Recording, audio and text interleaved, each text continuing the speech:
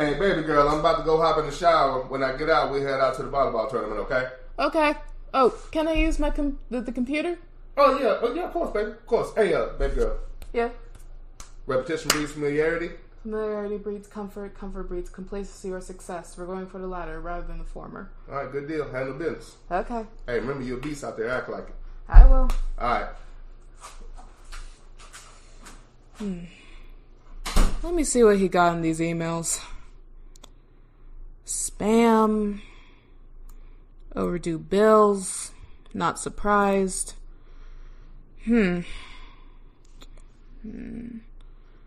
Fuck the police coming straight from the underground. Young nigga got it bad 'cause he's broke. What is this? Sarah? Linda? Becky? Amber? Amy? Molly? Ginger? Heather? Karen? Oh, hell no. We are not having this. No, I don't want no Pancake Tuesdays. Oh, God, delete. No, I do not want your lemon bars, Karen. Oh, my dad's gonna get...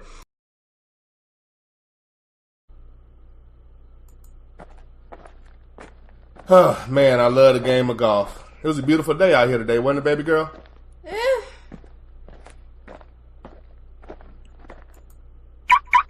You didn't think it was a nice day today? Well, I am sweating all over, so... No, I didn't really think it was. Well, I mean, you got to drive the car. You got to drive the car, and it did have the hood on it, so it kept the sun off of you. Yeah, but it had no air conditioning. Well, okay, fair enough. So, we're going to get something to eat, right? Of course. Cool. And you're obviously paying, right? Always.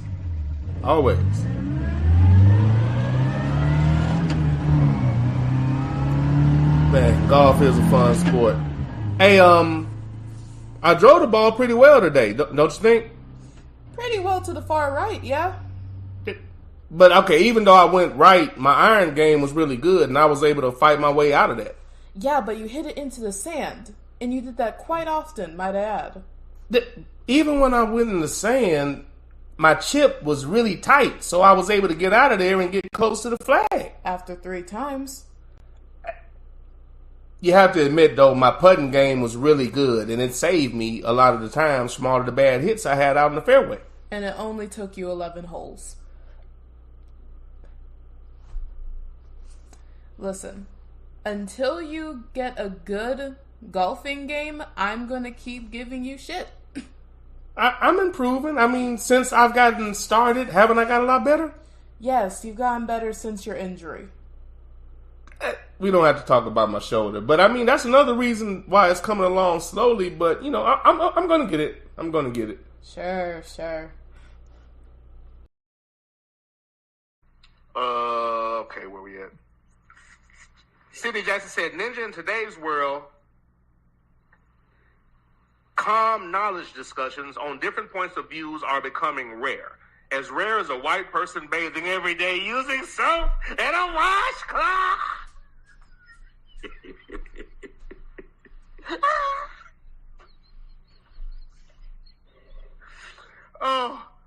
Oh, Jesus Christ. I'm sorry.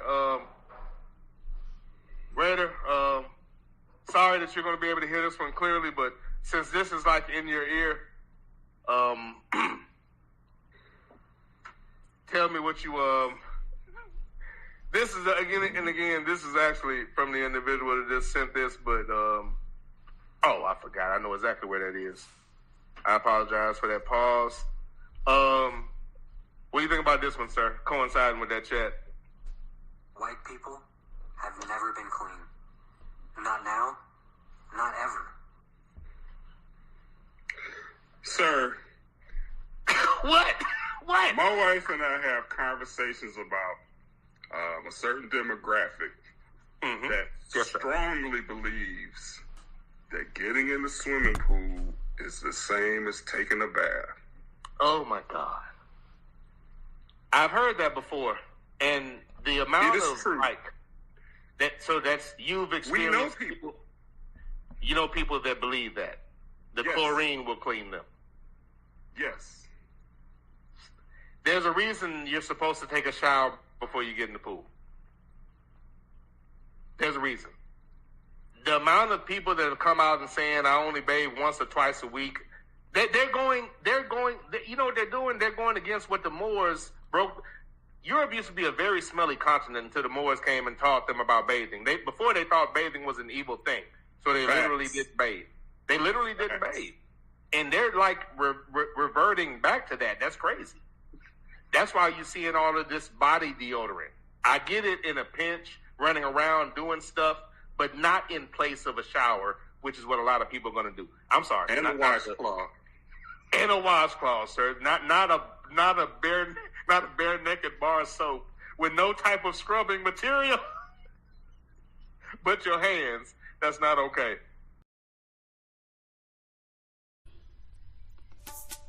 Do you have strong opinions and you're looking for a way to express them? Are you tired of carbon copy sports radio that infests the airwaves? Do you have creative concepts and ideas that you want to share with the world? Then this is not the commercial for you. This commercial is all about Kinko's University.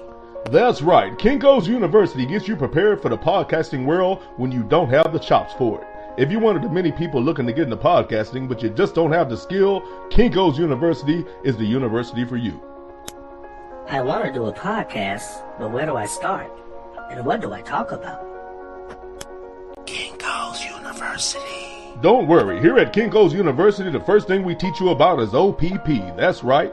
Other people's perspective. So you can always have something to talk about getting it from another source. Podcasting looks fun. But do I really have to do all that research and show prep? Kinko's University. Absolutely not. Here at Kinko's, we have classes like No Preparation 101, where we teach you to get around all of that pesky show prep because we know you don't have the time. I wonder what the best time slot is to get the most listeners. Kinko's University. Don't worry. Here at Kinko's, we have a class called Recycling Ideas 101. Where you can find a time slot that works and just jump in that slot to try to make it happen for yourself. Kinko's University. I want to come up with new content and subject matter, but I'm not that creative. Kinko's University. You'll also take Regurgitation 101, which will help you come up with other people's subject matter that you can recycle and make your own. That's right, here at Kinko's, we teach you how to get around hard work, getting new wrinkles in your brain, and having to work hard at your craft. Come to Kinko's, where you can take these top courses with top teachers. Most people that go to Kinko's graduate with Kinko's degrees, that's right, as master copiers.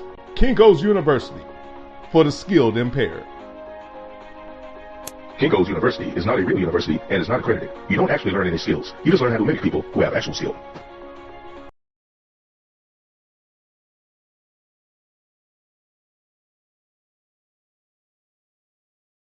Underground Railroad Show with that ninja. All aboard, have your tickets ready because the train has arrived. Delayed or on time, it's time to get on board.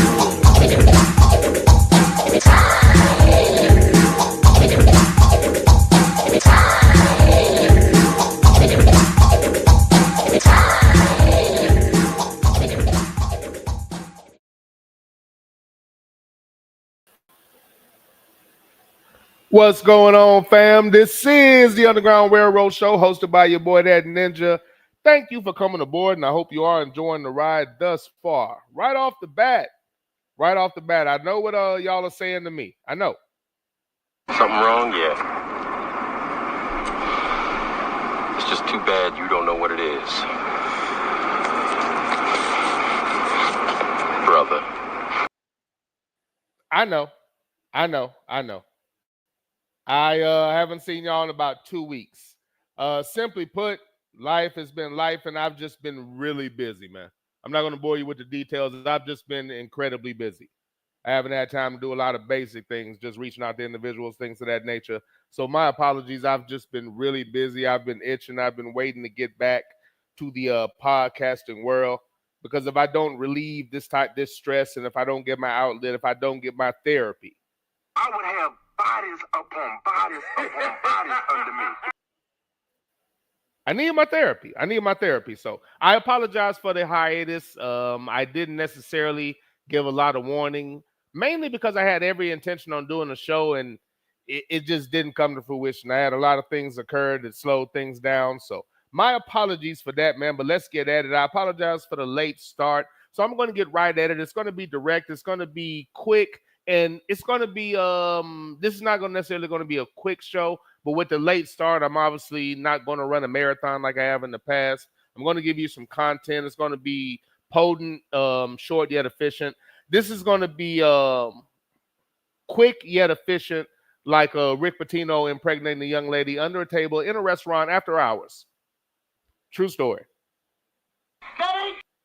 Wrong one. Who told you that? True story.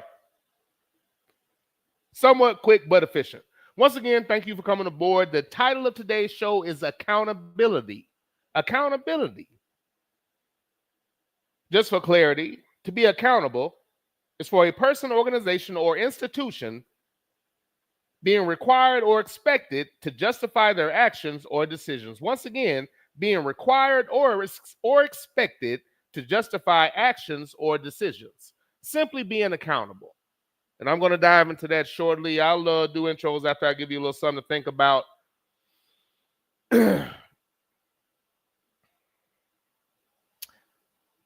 I'll do this now and jump right into the meat of it because I'm not going to be long-winded on this. I've been away for a while, so let me say this. And as I look around, I'm sure I don't have that in here necessarily.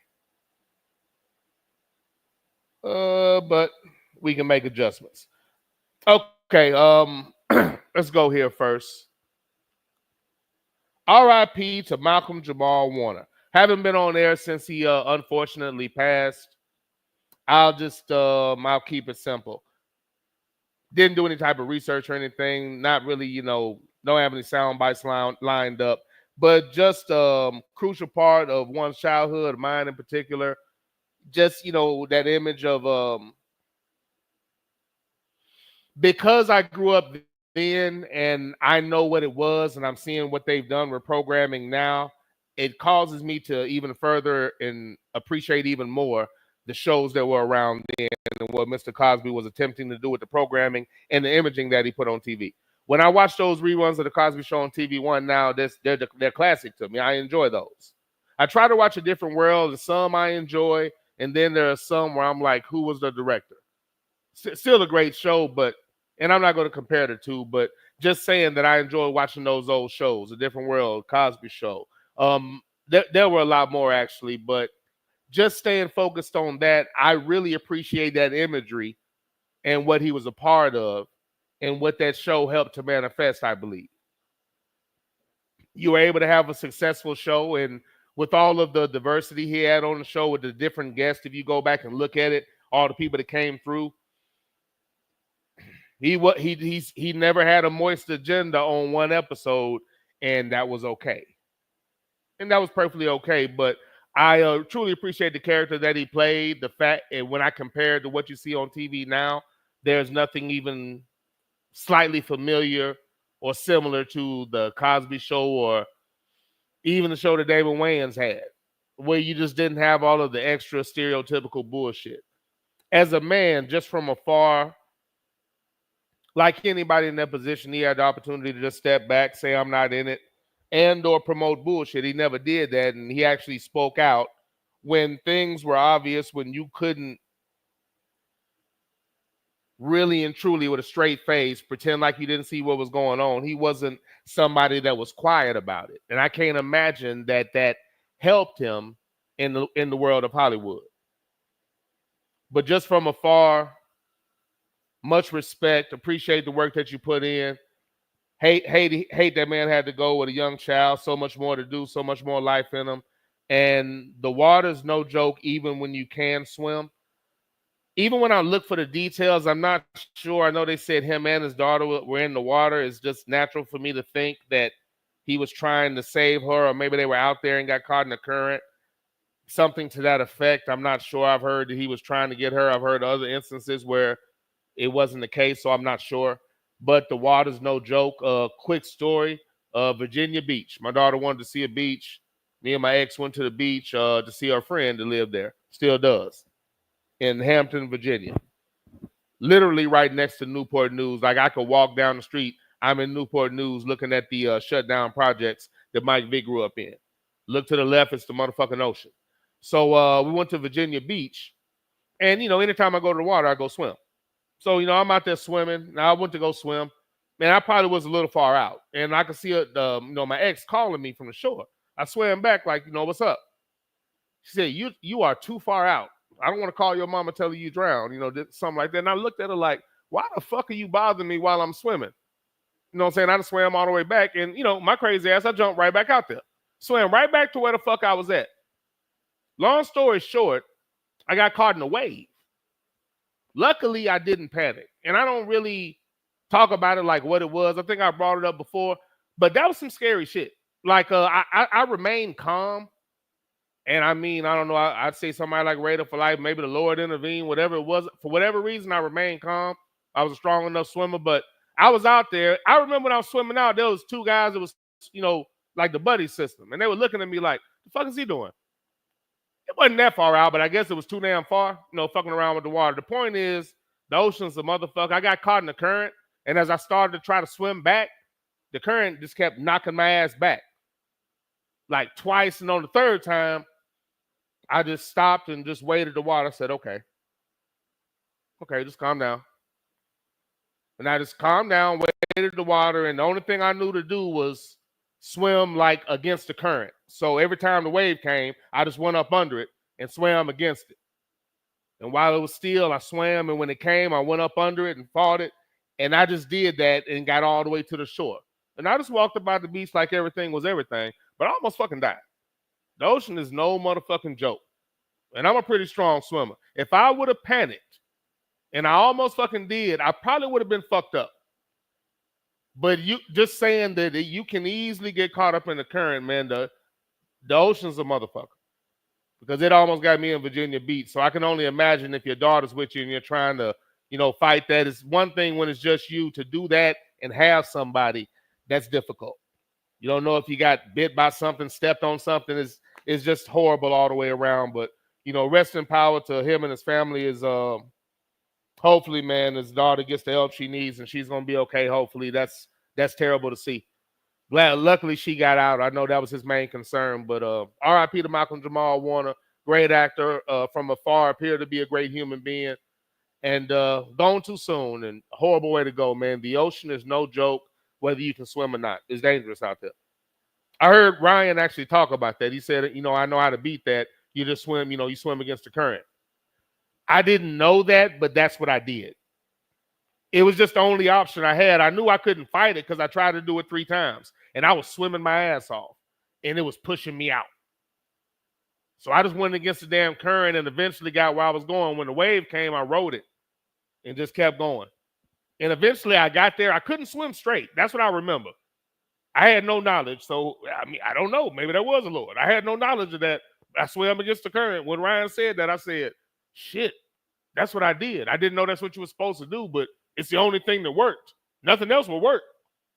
I'm swimming hard as fuck, too. It didn't matter. Ocean's a bitch. I'll get off of that, but, man, R.I.P., that's a terrible way to go. The great Malcolm Jamal Warner, man, great figure. And, again, as I look at what they've done, the television shows now and the agenda that they push, I really appreciate shows like that even more. I never even, making sure. Doesn't appear to be any audio issues. I wanted to make sure. But, yeah, it's the ocean's no joke. Ocean's no joke. I still jump back out in the water after that. I just, knew a little better. But I think I'm to the point now where I'm over it, I guess. But I've never went anywhere and not got in the water and just swam out a little bit.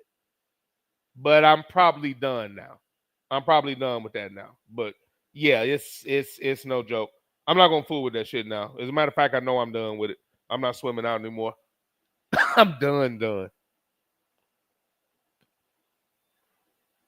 for that slight pause. Forgive me as I'm trying to want to do this properly, and yeah, okay, I can. Want to do this properly. Hopefully we don't have any. Oh, and slight thing right here. StreamYard. And I never did send the email. Maybe they actually are listening. They took away the ability for you to just move your sound bites around. The only thing you could do is move them to the top of the board, which made no sense. Lo and behold, they got rid of that and you can move them again. So maybe they're paying attention. Maybe other people complained. It never made any sense. Sometimes the upgrade is a bad idea. But RIP to the great Malcolm Jamal Warner. I guess I can do what everybody else did. It only makes sense. Malcolm and Eddie, underrated show. Passenger 57. He was a brother that died and went out the plane. Underrated, very dramatic. People forget about that quick roll, that quick death. But Wesley Snipes' brother in Passenger 57. Malcolm and Eddie was actually a good show. Freeze Love was on that show for a minute too. It was a good show. I believe he did theater. I didn't know he played bass guitar. I didn't know he did that. I didn't know about. I've seen a little bit of the spoken word. So, you know, a versatile cat, you know what I'm saying? So shout out to Malcolm Jamal Warner. And my favorite episode, and I think other people have mentioned this, it's multiples, but the first episode, just because and even then it was different. If you remember when, you know, he had bad grades and Bill was getting on him about the bad grades, and, you know, he gave that little speech. He said, you know what I'm saying? You know, I love you because you're my dad or something like that. You know, you're a doctor, but if you weren't a doctor, I wouldn't love you any less. And I would hope that, you know, even if I don't, you know, get good grades or whatever, you would still love me the same because I'm your son. You know what I'm saying? It was all dramatic and the audience clapped and shit. Bill paused for a minute. He said, Theo, that's the dumbest thing I ever heard in my life. Now you're going to try hard and study and get better grades. I'm your father. I brought you in this world and I take you out. That was different for TV. You know, usually it was that corny bullshit, but he kept it real like it would have been in the Black Family. But I just wanted to mention that one. But favorite episode was when he thought he was ready to get into the real world. He left the house, came back, and it was the real world. He had landlords. All his shit was gone. He had to get credit, show proof of a job, proof of income.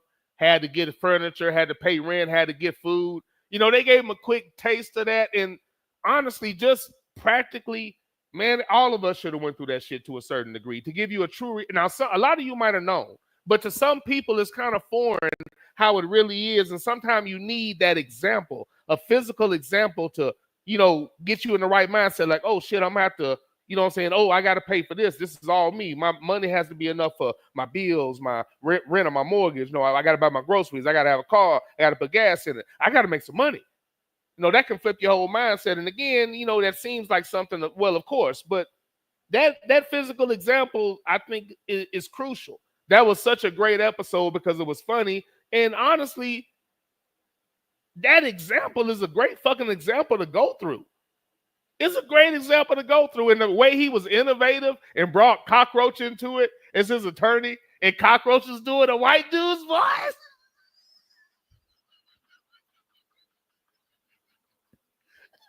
I can't remember his name. He said cockroach oil. He was doing. I'm sorry, but he was basically imitating the white person's voice, like doing the Eddie Murphy white guy impersonation. That's probably my favorite episode. There's too many to name. If I had to go, honorable mention to when Lord have mercy, Naomi Campbell was on there, and she was Walter's girlfriend, and she froze Theo at the door.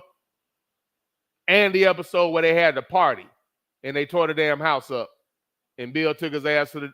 Never mind, but those. But coming back to the real world, where he tore the house down, and Bill just very calmly walked him out the house, because Theo said, you know, I took responsibility. You know, I could have just, you know, went away. And Bill said, you know what? That's a great idea. Let's go. He said, where are we going? He said, away. And when he came back and told the whole story about how he took him to the recruiter, but those episodes stand out. But when he came back and his house was the real world, favorite episode. Shout out to Malcolm Jamal Warner. I appreciate you, sir. Appreciate what you stood for, and I appreciate your representation. And it's even more prevalent and even more clear to me how important that representation was looking at what they've done to television now. Shout out to the great Malcolm Jamal Warner. Yeah, R.I.P. Yeah, R.I.P. Yeah, R.I.P. Look, R.I.P. Yeah, R.I.P. Yeah, R.I.P. Yeah, R.I.P. R.I.P. Yeah, R.I.P. Yeah, R.I.P. Yeah, R.I.P. Look, R.I.P. Yeah, R.I.P. Yeah, R.I.P. Yeah, R.I.P. You can get one more, sir. R.I.P. Yeah, R.I.P. Yeah, R.I.P. Yeah, R.I.P. Look, R.I.P. Yeah, R.I.P. Yeah, R.I.P. Yeah, R.I.P. Once again, R.I.P. to the great Malcolm Jamal Warner. Hope everything's okay with his family and what his daughter had to witness. As I understand, to quote her, is daddy going to wake up now? Ugh! Oh, that's fucking terrible. I digress. Let's get off of that. On another note, somebody else went. And I'll go ahead and say this right now. Jesus, wow. Come on down and kill that long Jesus. Yeah, brother. The Hulkster's gone. The Hulkster's gone.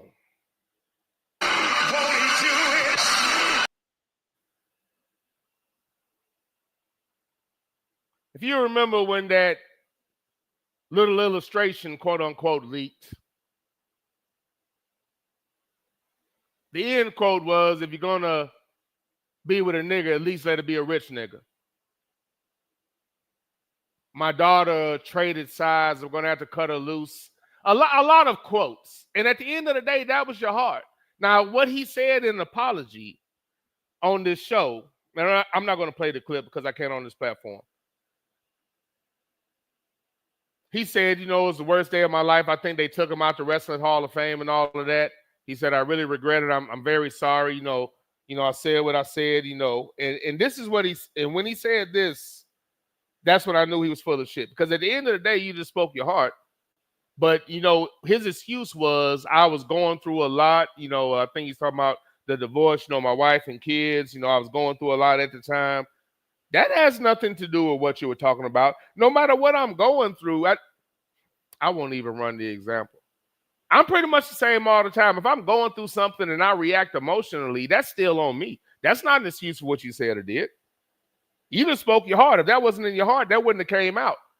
And the killing thing about it was he was on some show overseas, and his apology was, I apologize for what I said over and over. I said what I said. And even though it was in a private setting, I should really just play that shit. Fuck it. He said, even though it was in a private setting.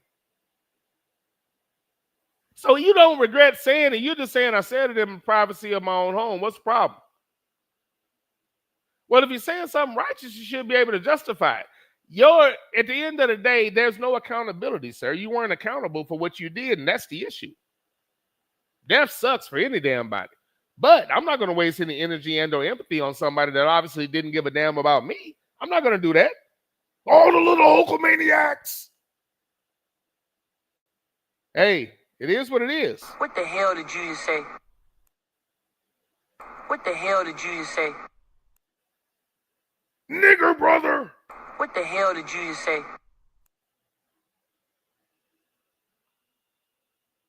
Well, so shout out to his theory or his philosophy. If you're going to fuck with a nigga, at least let it be a rich one.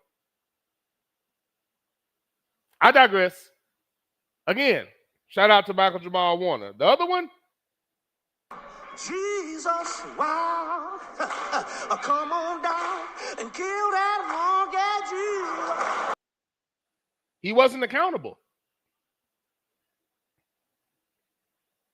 Even though it was said in a private setting. Somebody recorded you when you were being honest? Is that what you meant to say? It was, even though I said it when I was comfortable and I thought I was safe, that means you were yourself, sir. You were you. You were you. And I'm not saying you're by yourself. I'm not saying that. I don't think you're an anomaly, but that's definitely you. Yeah, brother. This is the Underground Railroad Show, hosted by your boy, That Ninja. Thank you for coming aboard and rolling with me. Let's go ahead and do intros, and then I'm going to get into the crux of the show. And the subject of accountability will come out throughout the show. Thank you for coming aboard and rolling with me. Hey, right off the bat, I know I have some cows that need to be read, and I anticipate possibly having to do another show because between the cows and all the cows that Dexter sent me, that's damn near an hour by itself. And it's a lot of build up, pause. But I probably have about 8 from Dexter, like straight up, like no joke. I probably got about 8 from him. And I know I have 3 sitting from Sluggo. So time permitting, I'll get to it. But I'm telling you right now, with what I'm going to get into, I might not get to it today. And I apologize, but I got a few things I got to get off my chest. Let's go ahead and introduce everybody and get into the crux of it. We got my man Rough Buff on the train. Rough Buff, whose quarterback has a 99 rating, which means nothing to me, but that's what they're talking about in the news instead of real football. Oh, and when it comes to the MVP they gave him. Yeah, the white man. Yeah, the white man. Yeah, the white man. White man just a joy to be around. It smell like lemon juice and pledge furniture cleaner. I apologize. That's no way to introduce you, sir. It's not your fault. The great Rough Buff is on the train. Big time Buffalo Bills fan. He's legit. But what they did for your QB was bogus. We have the angry black man on the train, the great Light Skywalker. What's going on, sir? Thank you for coming aboard. And look forward to you one day bringing your ass back to podcasting. And I know what people are saying as I'm saying that. That ain't true. That's not true. I have to remember that the sound bites sometimes jump my voice, even though I hit it after the fact. I try to give a little pause, but I'm going to hold out hope that one day he might come back to the air. One day. Who told you that? ABM said 2 weeks. And then he said, nigga, what calendar are you reading from? You were too busy to send a text. No show. I know I'm not shit for that. I have to do better. Look, I mean, you know what? I have to do better. Regardless of my reasons, I apologize. I was dead wrong. Hey, listen, all I can do is do better. So what I would do from now on, I can at least send that text and send it out on the normal platforms that there's no show today. So I apologize, and from this point forward, I will do so. I will do so. My bad, sir. We have Chef McFeezy on the train. What's going on, sir? Ruff said volleyball withdrawal. No moms or backpacks.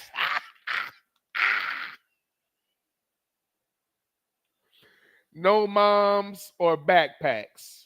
Volleyball withdrawal. This what we're doing, sir? This what we're doing? Motherfucker. You must be on something. I don't understand, man. I don't understand. I really don't. I hate niggas, bro. We got my man Sluggo the motherfucking Hammer on the train. What's going on, sir? Thank you for coming aboard. Hope you are enjoying the ride thus far. Sluggo said, even if you can swim, riptides are damn near undefeated. That's facts, man. Unfortunately, that's facts. That's facts. You hear you? I hear you. Riptide's a motherfucker. You hear you? I hear you.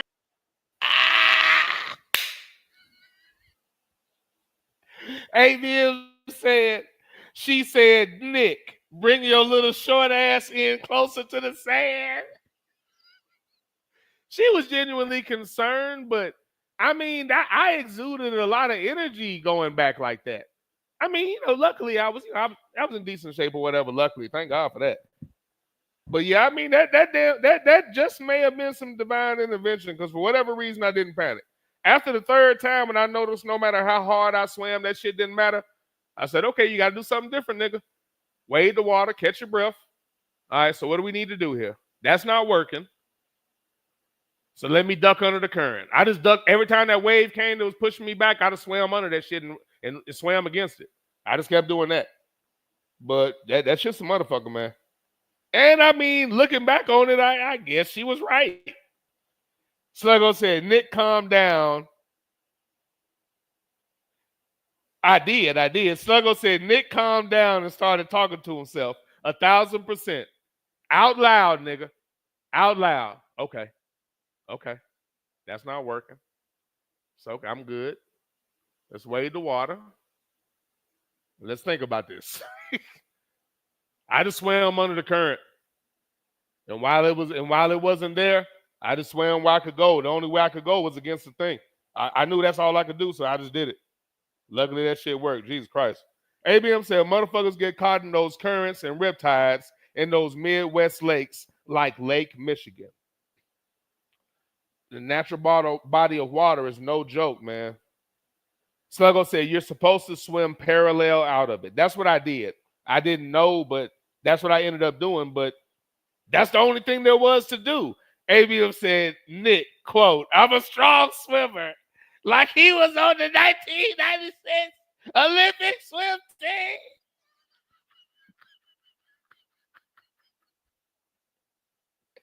I wasn't on the swim team, sir, but I was a strong swimmer.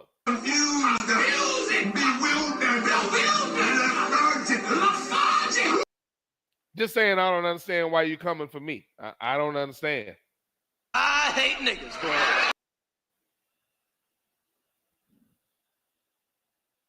Sluggo said, go check out his last podcast.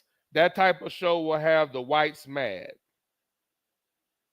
Oh, Malcolm Jamal Warner. Okay, for sure. I'll do that.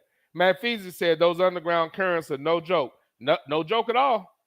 Sluggo said apparently the waters in Costa Rica are extremely dangerous. Matt Feezy said Sluggo, he was on the Pacific Ocean or the Gulf side of Costa Rica. Sluggo said, Mac, not sure, but it happened at Coco's Beach.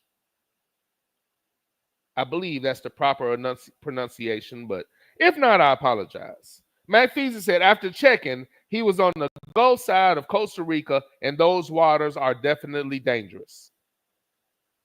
Man, honestly, with that, I know they got signs posted, but if it's that fucked up, shouldn't you have don't get in this fucking water signs?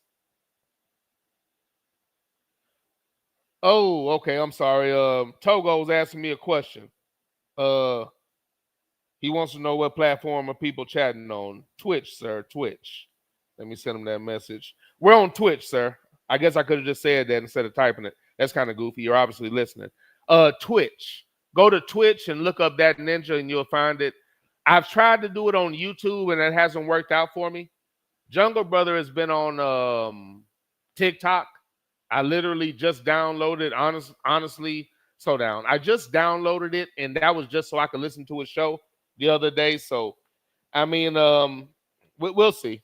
We'll see. Mac Feezy said, after checking already, that was my bad. Mac Feezy said, Hogan was also MAGA.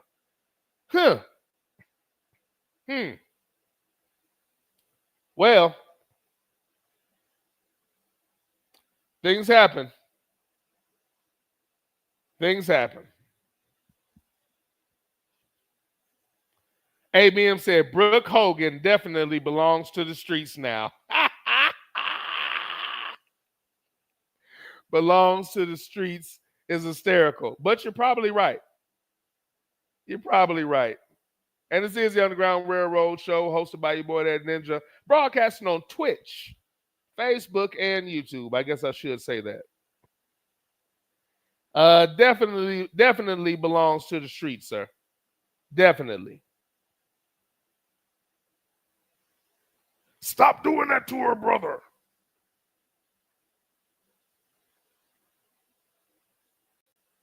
Let me slow down. But when I wish I had my whole board. Wish I had my whole damn board. Sluggo said Dexter probably sent something that I have on ice. Probably, because y'all sent a lot of the same stuff. He sent, man, I probably got about 8, maybe 10 things from Dexter. ABM said another show when in October. You know what? That's fair. That's fair. I can't say anything, you know what I'm saying, because of my recent behavior, trends, and record. So you know what? I'll deal with that criticism for right now. I'll deal with it for right now. But October, that's a lie. ABM said Nick traveling across state lines with homemade Gatorade and great value water bottles. This is a Rico case. Wait.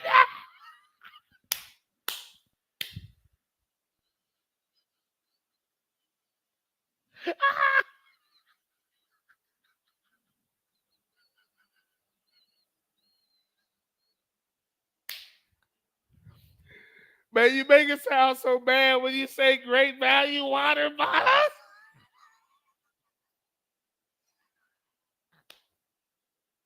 You make it sound so bad. Oh, man, you ain't shit. You ain't shit. Hey, man, listen, it is what it is. Motherfucker. That motherfucker must have lost his goddamn mind. Yeah, I make my own Gatorade at this point. I can't buy the store brand. I'm used to making it to my own strength and specificity. I'm good. I can't do the store brand. I can't do it. Can't do it. You ain't shit, sir. Just so you know. All right, I got you, Togo. Glad to see you still around, sir.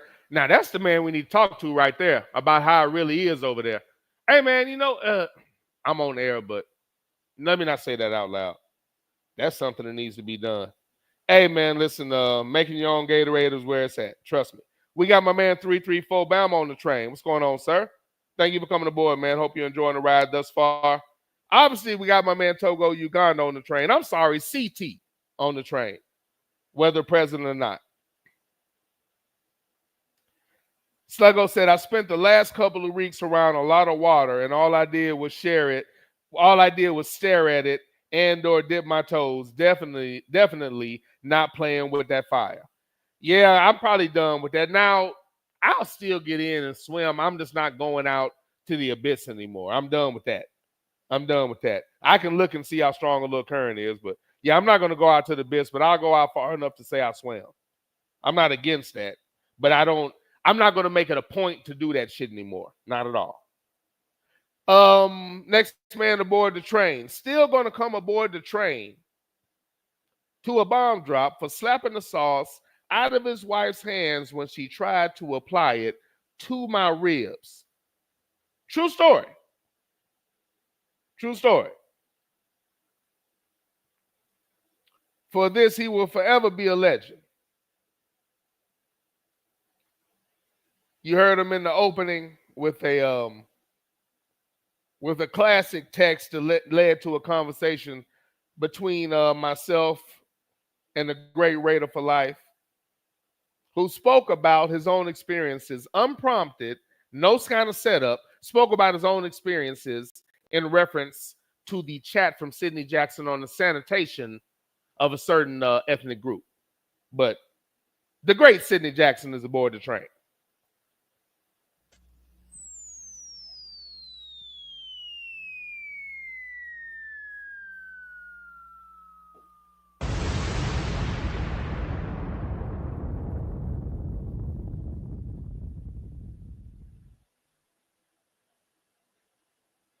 ABM said, as the Iron Sheik said, fuck Hulk Hogan. God damn anybody who doesn't glorify his work. Sidney Jackson said, since ninjas, Julios, Eduardos, Pacos, and Juans. That's so fucked up.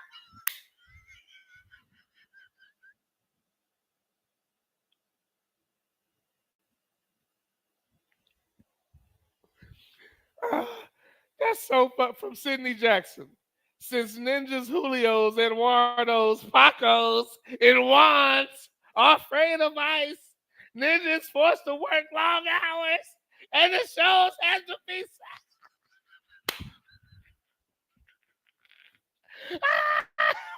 Who raised you? What? Nigga, please. Who raised you? What? Nigga, please.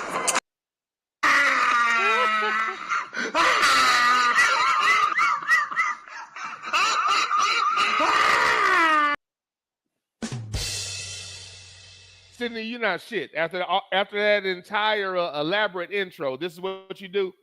Since ninjas, Julios, Eduardos, and Pacos and Juans are afraid of ice, ninjas is forced to work long hours, and the shows have to be scarce.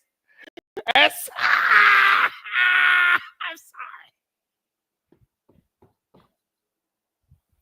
I'm gonna get through this. I'm sorry. Sydney says since ninjas, Julios, Eduardos, Pacos, and Juans are afraid of ice, ninjas forced to work long hours, and the shows have to be scarce as soap and wash rags in the White House.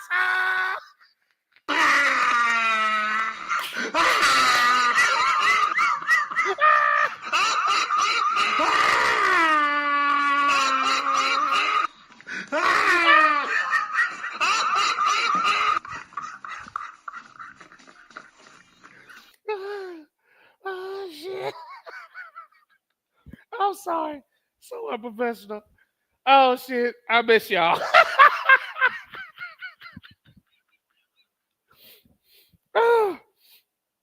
Oh, shit. I don't do the Ninjaversary anymore, so I'm going to read that again. For anybody that might have missed it. Sidney Jackson said, since ninjas, Julios, Eduardos, Pacos, and Juans are afraid of ice, ninjas forced to work long hours, and the shows have to be as scarce as soap and wash rags in a White household. Who raised you? Oh, shit. I'm sorry. Oh, I'm sorry. Shit. My apologies. Oh, Sydney. You're a goddamn genius. You must have a goddamn IQ of 160. You are goddamn gifted. ABM says, Sid Jack, his workers are so nervous they're working 8 hours per week. Not true, sir. That's not true at all. ABM said, Ninja has to speak more English than Spanish to his workers due to the ice roundups. That's funny. That's funny. That's a Negro that's out of his mind.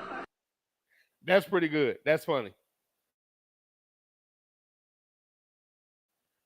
You're hysterical, sir. You're hysterical. All right, man, let's get into it. Don't laugh at ABM, man. Don't laugh at ABM. Don't encourage him. Let's get into it. Title of today's show is Accountability. I was speaking to the light-skinned one known as ABM.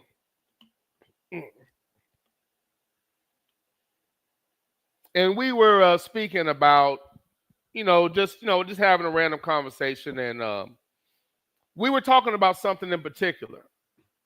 I remember now. He brought up Bruce Pearl. And it just so happened, somebody that I've quoted and somebody that I pretty much can give an assist to, somebody that definitely kind of pushed me after seeing his shows on religion, that any hesitation I had to do my show that I had, locked and loaded, and I was debating on whether I wanted to do it or not. After listening to his 2 or 3 of his shows, I had no doubt I was going to do one. So the person that caused me to look into a lot of things, a good soundboard, has had a lot of good guests. But Zoe Williams. Zoe Williams had a relationship with Bruce Pearl because his son, New Williams, went to Auburn. And I shot ABM a text and I said, hey, Zoe's laying waste to Bruce Pearl, talking about his son. I don't know if he ever checked it out or went back and heard the part where he was talking about him, but he broke down and detailed everything. And I'll just, along those lines, all I'll say is Bruce Pearl kept him from going to any other SEC school. So obviously this was at a time when he could still get away with that.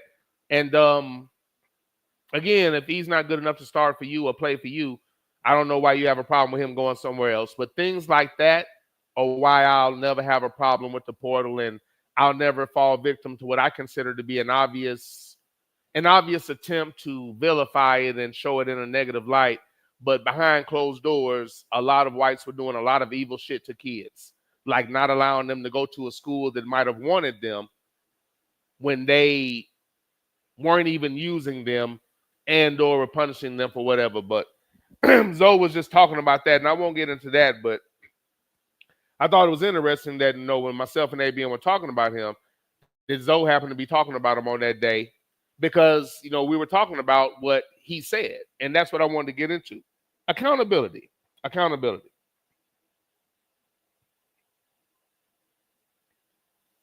Bruce Pearl was on Fox News, I think talking to the pill popping motherfucker. I can't remember, but one of those ignorant bastards. Excuse me as I hit this tea right quick. Wasn't even necessary for me to verbalize that. But he was on Fox News speaking to this pill popping law breaking jackass. Oh, the pill popping fondler. Didn't he have to pay some money to somebody for inappropriate touching or some shit? But at any rate, talking to one of these Fox News assholes. And when he was talking, it sent me down so many places, but I got this reference from ABM because he told me what he said. And the reference that ABM gave me was this was about a former coach. I think Dooley is running for some type of office. And I guess Bruce Pearl supporting him. And I think what ABM said was that he likes Dooley because, he's against the, block this and that, undercover racist shit, and he's against the woke culture. The woke culture. Let's just start there.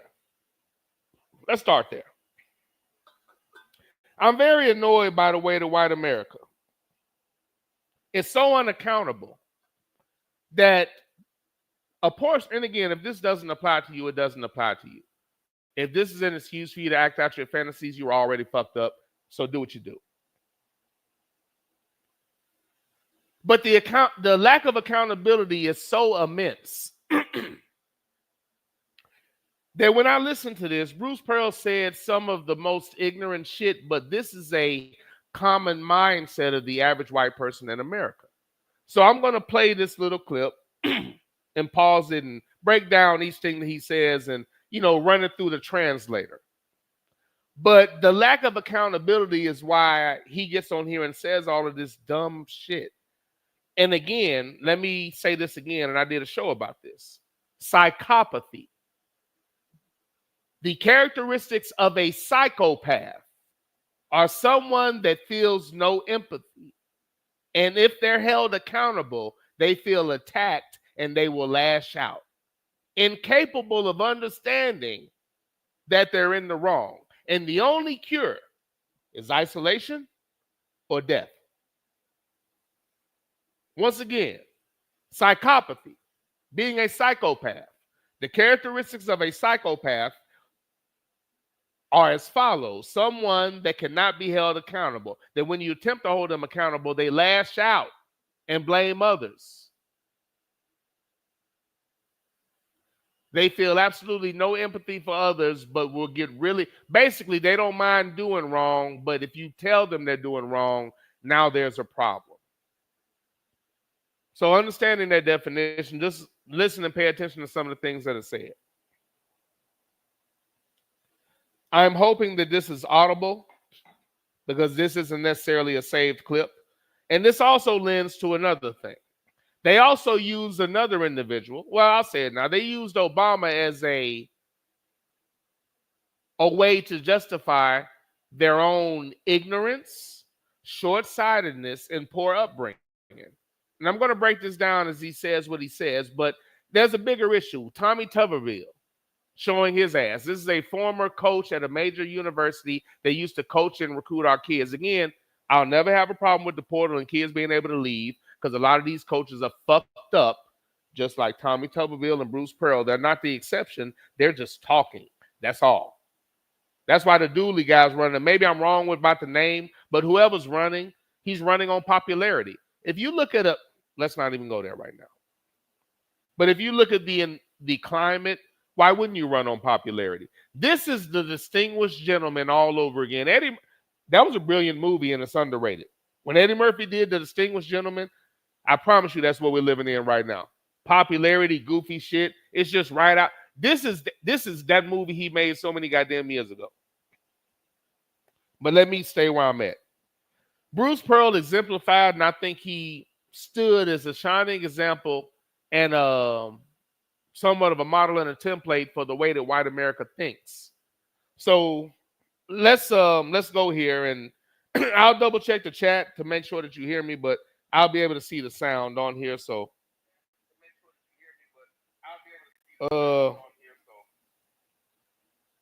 so I'll attempt to do this properly. So let's start with this, and I'll go back, but let's go here, and this is Bruce Pearl on Fox News. And again, the purpose of this is a lack of accountability, and I'll explain what I mean when I play this, and I'll stop it at points. But I think Bruce Pearl is a fine example of the way that a lot of white America thinks. And again, I preface this by saying I have actual conversations that aren't surface, and this comes up more times than not. So let's hear what he had to say. I get so frustrated when I hear what a terrible country we are, how racist we are, how this is not the land of opportunity for everybody. And before I go on, let me I'm gonna double check the end of the chat, and I know it takes a second, but let me know that y'all hear that. I believe that was audible, but if it wasn't, then this doesn't serve a purpose. Okay, thank you. Okay, got the thumbs up. Okay, so that Bruce Pearl saying I'm sick and tired of hearing that this is a racist country, that it's not the land opportunity for everybody. Well, thank you very much, white man. What do you mean you're sick and tired of hearing it? What does that have? What does you being sick and tired of hearing that have to do with anything? You're white. The first problem is stop pretending like there's not a goddamn difference between the life that black people live in America and the life that you fucking live. I'm sick and tired of hearing it. Stop speaking around shit, you fucking coward. This is a man that recruits black players because without black players, he has no team. This shit is incredible to me, but let's just stay with what this motherfucker's saying. And again, think about this motherfucker saying this out loud. Somebody that actually has a recruit. What are you talking about? You're sick and tired of hearing about it. Well, do something about the country being fucked up towards black people. Do something about that. What you're saying is stop complaining. It's better than it's ever been. And I'll play the next part that's going to be what that is. But what are you saying? I'm sick of hearing about it. Shut the fuck up, white man. Who gives a goddamn? It's not your fight. If you're not going to do anything to fix it, I don't give a goddamn about what you don't want to hear. That's privilege. That's ignorance. That's stupidity. You're so fucked up. You think it's a problem having to hear things that make you uncomfortable. But I'm sure you look at a lot of physical things that happen to black people and you feel no goddamn empathy. Fuck you, Bruce Pearl. That's not a slight goddamn statement. Break down what that means. A white man that isn't in the position to understand what the fuck we're going through, I'm sick of hearing about. You're talking about black people telling the truth about the country that you don't want to hear. Motherfucker, we're not in the same country. You can't expect black people to have the same reverence for America that you do. If you do, you're fucking stupid. That's not realistic. It's not intelligent if you consider our experiences in this country. It's not. Dumbass statement. Let's continue, and I'll elaborate just a tad bit. We are, how racist we are, how this is not the land of opportunity for everybody. Look, we've got a lot to work on, and there's racism that absolutely does exist, and it's wrong. But it's a lot better for my players than it was for their fathers. And this is what white people do when they talk about racism. They acknowledge it and jump off of it so goddamn fast. And then he says something where he doesn't even realize how goddamn ignorant he sounds. And maybe some of us don't. This man says, okay, I'm going to have to put y'all on pause. I have to take this call. I have to take this call. This is my mom. Hold on.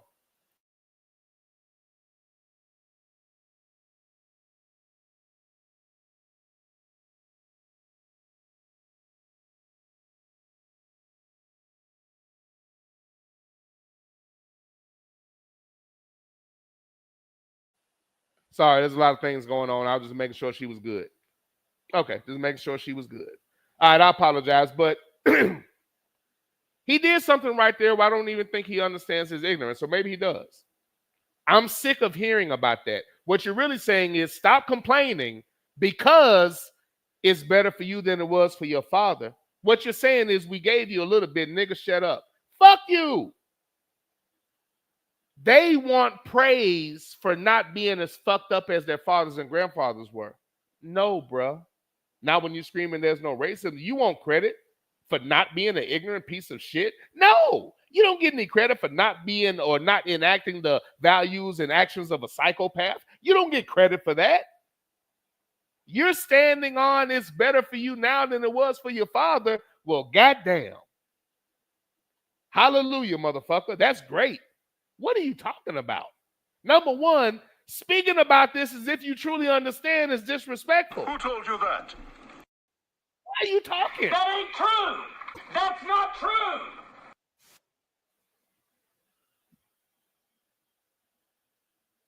It's not as bad for them as it was for their fathers. Slow progress. Oh, whoopee, motherfucker. Is it still bad? Are things equal? Again, in the 60s, Dr. King, now is not the time to fall victim to the tranquilizing drug of gradualism and symbolism. You're speaking about gradualism, motherfucker. Fuck gradualism. Are you still waiting for your so-called rights when y'all always try to play fucking victim? What are you talking about?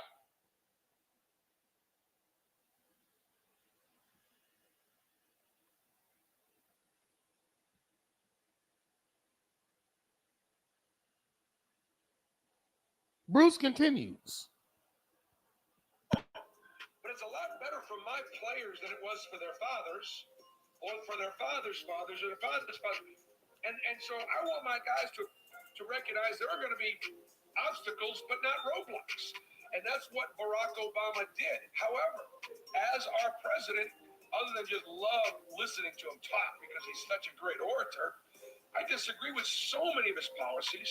I thought in so many ways, rather than uniting us as a country, even by race, he divided us.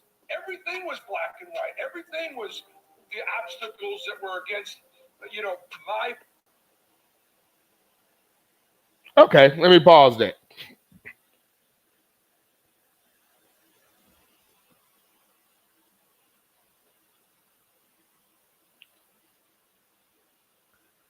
Translation, you're not getting sprayed with hoses like your father may have. You're not getting hung as frequently as your grandfathers and great-grandfathers might have. You're not a slave. Nigga, why are you complaining? Stop talking.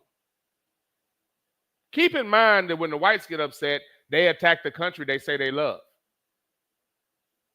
They shoot at people protesting, and the news covers it up because they're just as fucked up as the people doing it. These are signs of ignorance and stupidity, but let's just stay with Bruce. First and foremost, I don't want to hear about it. Yeah, that's what Malcolm X told us. Y'all want us to suffer peacefully. I'll play the Novocaine before I get out of here. Y'all want us to suffer. Y'all don't mind the suffering. Just do it quietly. We're going to do fucked up shit, but don't you dare say anything about it. I'm going to be fucked up, and I'm cool with that, but I'll get really upset if you bring it up. Secondly, it's not as fucked up for you as it was for your forefathers, and I think you should be a little more grateful. Now let's get into some more bullshit and the lack of accountability. Barack Obama divided the country. Let's stop right there. We might have to rewind this just a tad. Okay. White America. Barack Obama divided the country. No, let's tell the truth about that. Barack Obama didn't divide the country. Barack Obama revealed how a lot of the country felt. Only white American, what Bruce Pearl is signifying are the thoughts of these low-life, ignorant, treasonous, rapist supporting, business bankrupting supporting, racist, attacking black people supporting race soldier ass, bitch ass president. And that's how I look at it. They support that. They're with him. As is Bruce Pearl.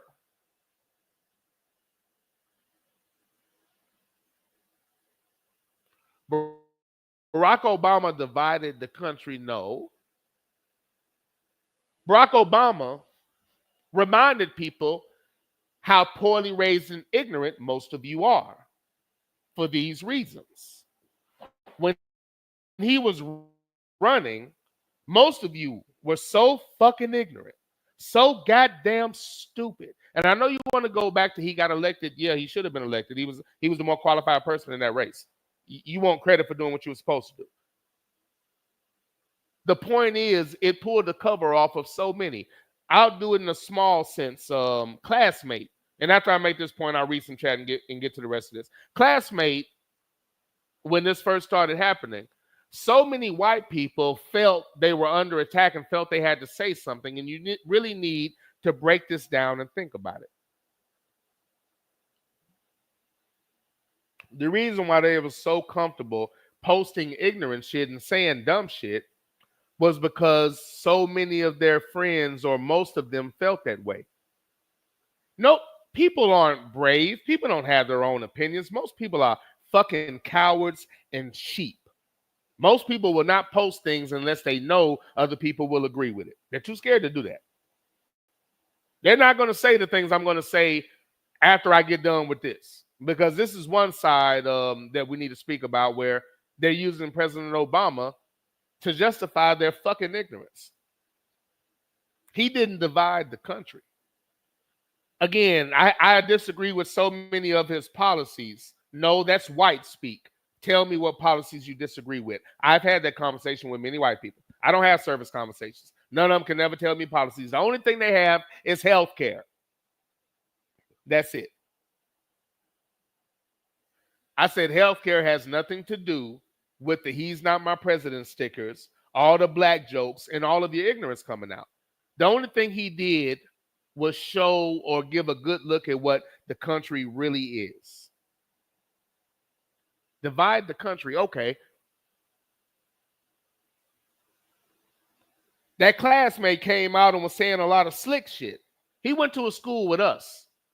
It wasn't all white, it wasn't all black, but it was too many of us for him to act like that. So he acted accordingly. And just little things like that opened my eyes to how many people were around us and just acted in a certain way because they had to. And think about the mentality. In order to feel like you're losing some, in order to feel like you're under attack, you have to feel superior than or greater than. Otherwise, if everybody's a goddamn American, why are you so upset about a nigga running for president? You're upset because you look at yourselves as greater than. You look at yourselves as us versus them. So when one of them are in a position that they're not supposed to be in, you're upset. The truth is, a lot of white people don't mind black people as long as they're not above them, as long as they're not their boss, as long as they're not doing better than them, as long as they don't have to tell them what to do. But truth be told, all of the bullshit lies about I don't see color, when somebody's in a position that you thought was out of their reach, you lost your goddamn mind because you truly felt that this is our thing. So when somebody other than you was doing it, you showed who you were. Poorly raised, ignorant, low-life motherfucker whose parents never took the time to educate you and make you more well-rounded. So at one point in your life, there were moments, there are always moments in life where you can have an epiphany, where you can learn something, where you have a crucial moment in life where you're not the same and you move forward with a different way of thinking. So when there were different times in your life where your parents could have straightened you up, they failed you. When you started playing with that black friend and they gave you that first speech, or when they used some type of Bible verse to tell you why you shouldn't marry or date a black person. This happens. I have real conversations. And I'm not knocking. I'm talking about reality. The point is, it's always been us and them. If it wasn't, you wouldn't have acted like that. If it's a we thing and a true I don't see color thing, y'all wouldn't have acted like that, because that nigga did nothing. All he talked about was black and white. None of that is true. What the fuck are you talking about? All he ever talked about was black and white. That's a goddamn lie. I wish he would have. That's a goddamn lie. What are you talking about? You must be on something. He never talked about color. He did it once, and he had to apologize for telling the truth. He never did it again. Barack Obama did nothing for white America to be mad other than looks the way he looks. That's it. He did not divide the country. What he showed was the country was already divided. What he showed was that a large majority of white people are so fucked up, poorly raised, ignorant, and worthless that the mere sight of a black man pissed them off and caused them to come out because they felt like they were losing something. And the only way to feel that way is if you felt like you were entitled to certain things and now that reality is being broken. So a bunch of entitled motherfuckers that thought they had certain privileges were shown that maybe we didn't have the privileges that we thought we had, and they lost their goddamn mind. Mentally impotent like a fucking child. He didn't divide shit. You're fucked up, and the country was divided because of your upbringing, your parents, your heritage, and whatever the fuck they taught you when you were growing up. At those times when they were playing with a black kid or you were starting to like and they noticed you were playing with black people and this and that, and they wanted to go ahead and curb that shit, and they gave you whatever biblical verse to tell you didn't need to do that. And they told you to stay away from these people, and they told you a little slick shit here and there. Again, tolerable just in the way that I like you. That's what that is evidence of. Just like that classmate that came out talking bullshit on social media when he never would have dreamed of saying any of that shit around us because he wasn't surrounded by his tribe. So in the real environment, he wasn't that guy. And I feel that way about all of America that went that way. This motherfucker is talking about, he's making an excuse for all of the fucked up white people in this country to make the country fucked up. This country could be something if not for all the dumbass white people that are mad at Barack Obama for being black and to support this racist piece of shit, this terrorist motherfucker in office. This nigga's wearing a tan suit. He's disrespecting the office. This motherfucker plans a treasonous act to overtake the country, and you act like you don't see it and smile. Fuck all of you sideways in the air you breathe. Fuck all of that shit. Cabinet taking Neo, I love the country. Don't disrespect the military. But when it suits you, you motherfuckers hate the country when your entitled asses don't get what you want. And this piece of shit is on this show justifying that by saying it's Obama's fault that we're all ignorant, low-life, poorly raised motherfuckers that support rapists. It's his fault. No, it's your parents' fault. And your goddamn grandparents and everybody before them. You're fucked up because you're fucked up. Obama had nothing to do with dividing this country. It was already divided. But there's no accountability on the part of white America, so they're going to put that on him as opposed to their goddamn upbringing. Y'all are fucked up because of how you were raised. If that is the case, then Black America should feel the country is divided with the way Trump is acting. But you don't see us arbitrarily hating all white people.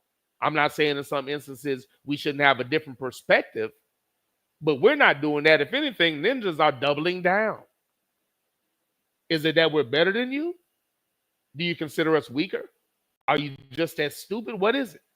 Because any excuse for white people to act like how they were raised will be used, and that's what he's doing. Nothing you said has anything to do with the truth. He made up a bunch of bullshit. I'll play this little clip on through and finish up. Instead of being accountable for being an ignorant person that didn't like how he looked, again, policies, tell me what policies. All he talked about was black and white. He never talked about race, ever. One time when a professor was arrested by a cop and you're going to tell me race wasn't involved? Again, no accountability. Just suffer peacefully. I get so frustrated when I hear what a terrible country we are, how racist we are, how this is not the land of opportunity for everybody. Look, we've got a lot to work on, and there's racism that absolutely does exist, and it's wrong. But it's a lot better for my players than it was for their fathers, or for their fathers' fathers, or their fathers' fathers. And so I want my guys to recognize there are going to be obstacles, but not roadblocks. And that's what Barack Obama did. However, as our president, other than just love listening to him talk because he's such a great orator, I disagree with so many of his policies. I thought in so many ways, rather than uniting us as a country, even by race, he divided us. Everything was black and white. Everything was the obstacles that were against, my players from being successful. I'm trying to teach my guys, look, I don't want you working at Subway. I want you owning 5 of them. And that's possible. I think in many ways, Barack Obama told a different story. Again, nothing about that is true. And that's what I hate about that. The same motherfuckers that ignored January 6th will say that shit with a straight goddamn face. You think Barack Obama divided the country, now 1,000% guarantee he voted for Trump. And again, I just go back to more of them think that way than you think. And secondly, that's why I get so frustrated when ninjas push white agendas. It's not funny to me. Stop with that shit. You're following people that think like that. When they do fucked up shit, they find a nigga to blame. You're fucked up because of your parents and however you were raised. Barack Obama did nothing to divide this country. He just showed black people, or should have shown black people, how fucked up a lot of white people were in this country. That the pure image of a black man enraged them to the point where they came out and stopped hiding all the things they wanted to do anyway. And their excuse was, look at that. He's doing something that we thought was just for us. All it showed was they've always looked at it as us and them. And when a true racist and a true divider of the country is in office, they pretend to not see it, smile, and go on about their business. So I have no patience for talking around how the fuck they're acting. I have no goddamn patience for people making excuses and your bitch ass post about, I have nothing against my good white friends, but why are you putting a disclaimer? Because when you shit on black people, there's no disclaimer. You just shit on black people. Stop. Nigga, this is war. People that coach our kids are saying shit like that, like it's okay. That is the most ignorant shit ever, but it's accepted because so many of them think that way. Going back to the classmate on Facebook, he would post dumb shit because he knows that most of the people that look like me feel this way, and or they won't be offended. They at least understand, but they might not post it. That's proof positive in a social experiment type of way. They wouldn't do it. People are not bold. People are not original. Most people are sheep. So I know when people are getting bold and doing that, that's because they know that is the collective mindset. That's the only way this happens. So again, be accountable. Let's not be like, let's hold white people accountable. They elected Trump. So let's be accountable and let's stop attacking black men, which is a white narrative, and let's focus on ignorant ass people like Bruce Pearl, who wants to play the savior to black kids and act like he's doing something special. The only thing you really said, Bruce Pearl, was stop complaining about what's happening to you. You should be happy with the progress. And to that, I say, fuck you. I really hate the fact that economically, they're never going to allow what should happen. Black people taking their talents to HBCUs, going up to D1s and beating the fuck out of y'all. It's too far gone for that to happen, but it should happen. This is the Underground Railroad Show, hosted by your boy, That Ninja. But the lack of accountability on some portions of white America and that mentality is so widespread because I've had conversations.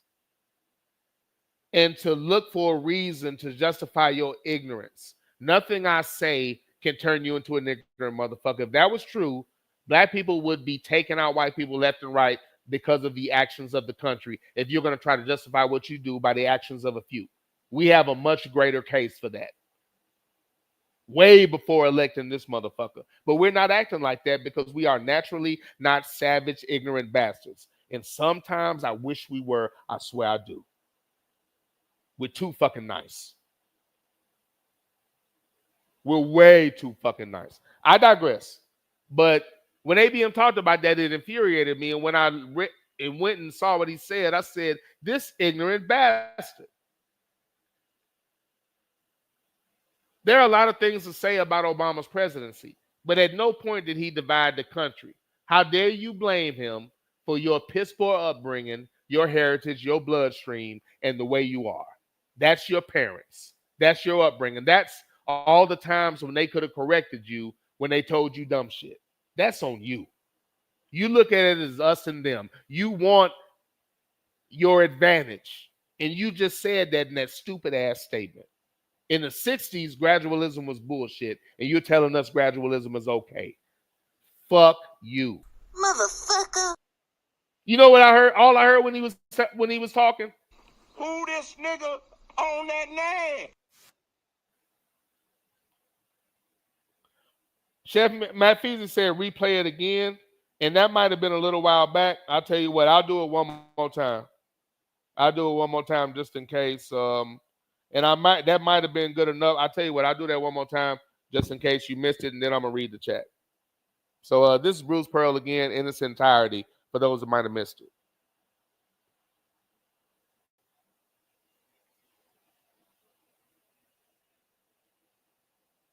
I get so frustrated when I hear what a terrible country we are, how racist we are, how this is not the land of opportunity for everybody. Look, we've got a lot to work on, and there's racism that absolutely does exist, and it's wrong. But it's a lot better for my players than it was for their fathers, or for their fathers' fathers, or their fathers' fathers. And so I want my guys to recognize there are going to be obstacles, but not roadblocks.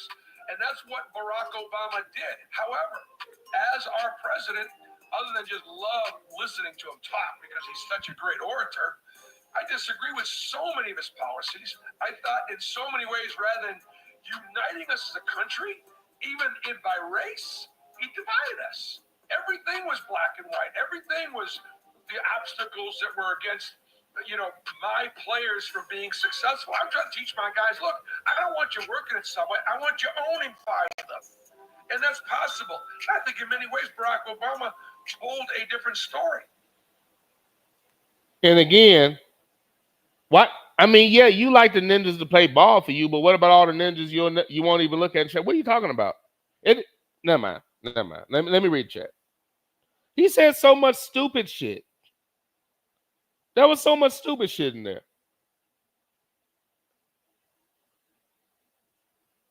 All right, let's start with Sluggo.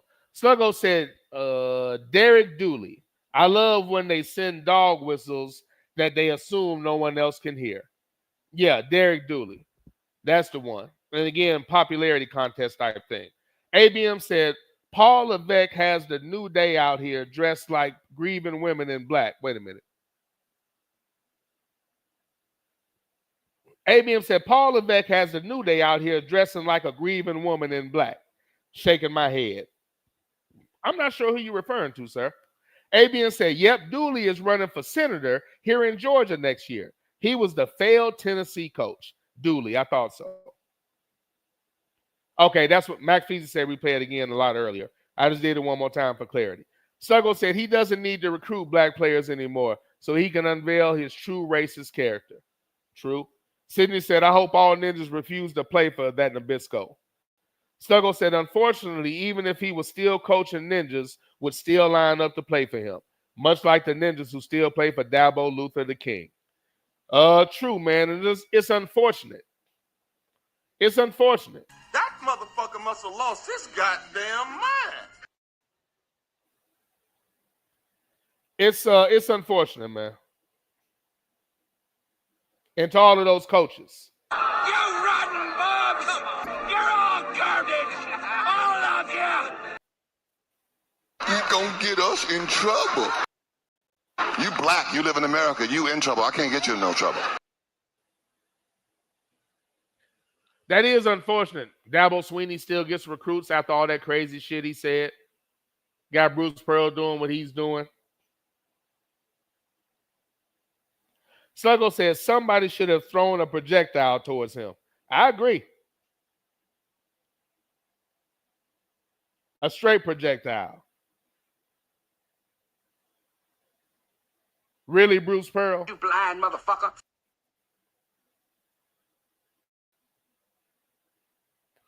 But Bruce Pearl, in a word to just summarize what you just said. That ain't true. That's not true. Who told you that? That ain't true. That's not true. Who told you that?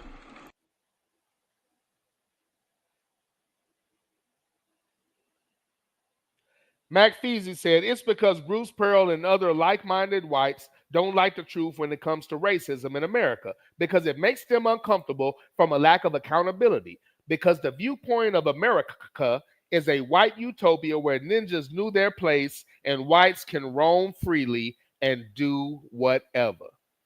Brother, you better preach. You hear you? I hear you. What Bruce Pearl is saying to black people is, Hey, slow down. Watch your speed. McFeezy, I can't short you, sir. I can't short you.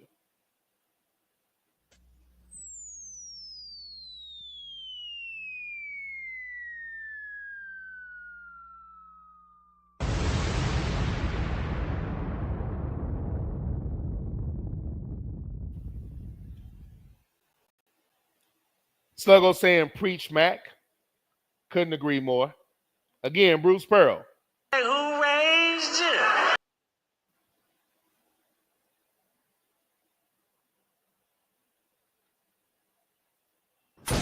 Amen, preacher. Sidney Jackson said, wow, I'm not surprised he feels this way. I'm not surprised he got comfortable enough to say such stupidity when his job is based on the backs of black men. Again, man. Amen, preacher. The truth is for everybody, but everybody might not be for the truth.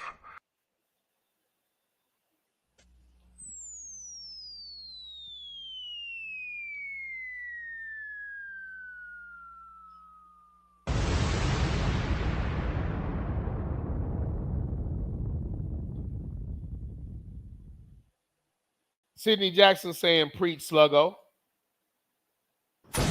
Amen, preacher. Hey, Bruce Pearl. You're a devil. You're a devil. You're a devil. McFeezy said, it's funny how they blame Obama and claim that he divided the country, and at no point in American history was America united. Again.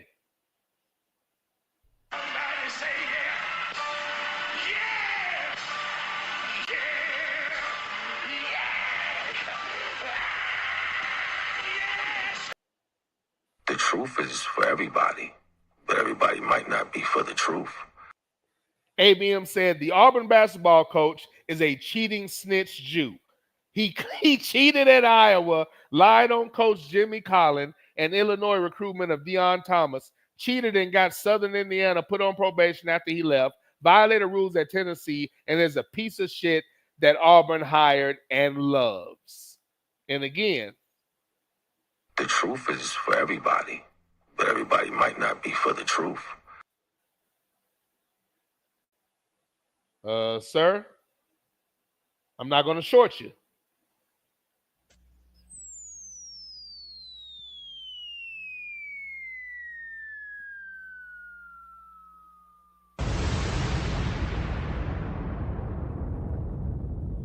Sluggo said, exactly, Sidney. He's very comfortable spouting that dribble. McFeezy said, Obama dividing the country is their go-to straw man talking point that these racists fall back on. When the reality is that America was never united in terms of wealth, inequality, racial disparities, and social equity. Again, preach.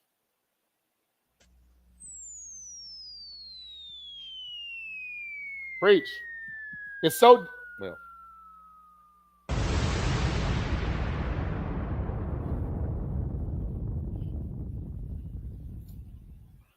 It's so damn disrespectful and such a lack of accountability for their own behavior.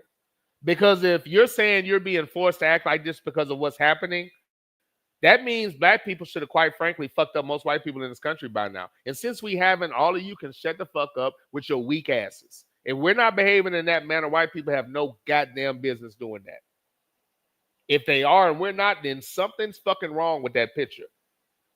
From any measure of decency in human history, from any measure of fucking through any measure of human history, if you look at these type of conflicts, none of them have been solved the way that ours was. There's supposed to be a lot of bloodshed. It's not like there hasn't been, but there's supposed to be some fucking reckoning to damn get this shit right.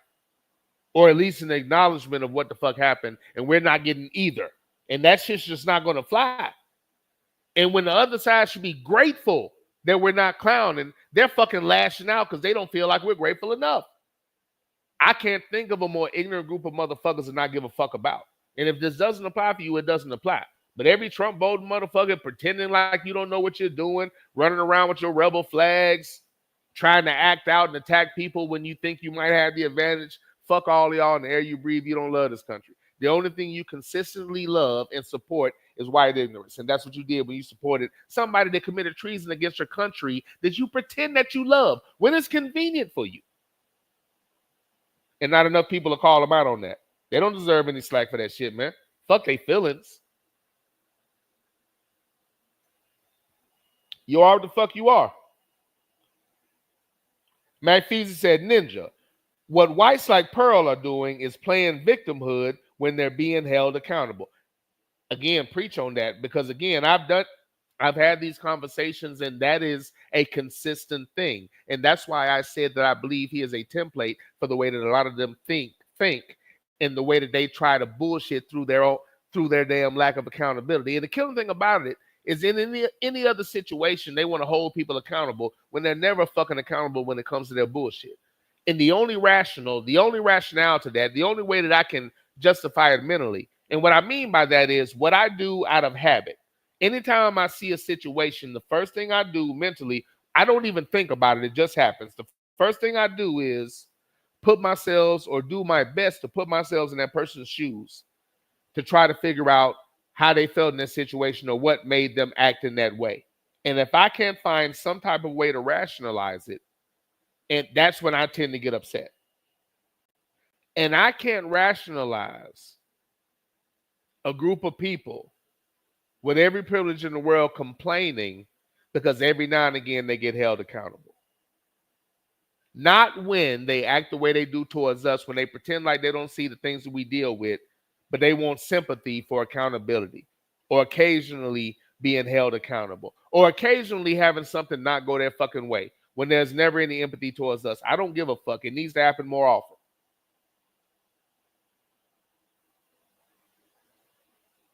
It should happen more often, because that's the only way that there's ever going to be understanding, because all of this talking and negotiating and praying and dancing in unison shit ain't getting it.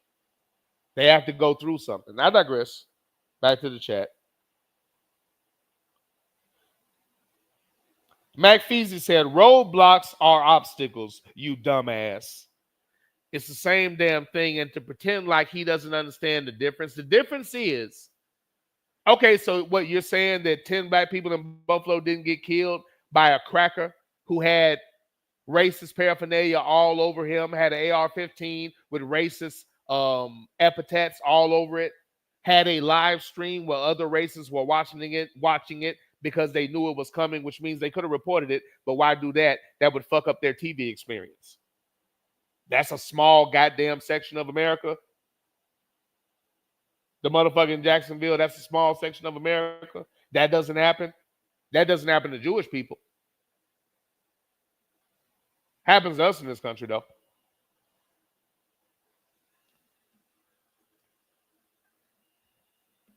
We haven't gotten over obstacles.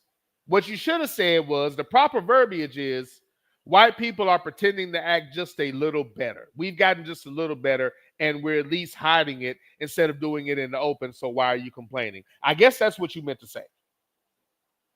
We're doing it in a more pleasant way. We're just pretending like it's the law. We're doing it differently, so why are you complaining? It's not as bad as it was. You should be happy. Gradualism. Dr. King said that was bullshit. Fuck out of here, man. Sidney Jackson said, wait. So this piece of shit just slick said Obama is well-spoken, a.k.a. speaks well for a darky. Middle finger in Bruce's direction. Again, Sidney, great ear. Let's talk about that after the bomb drop.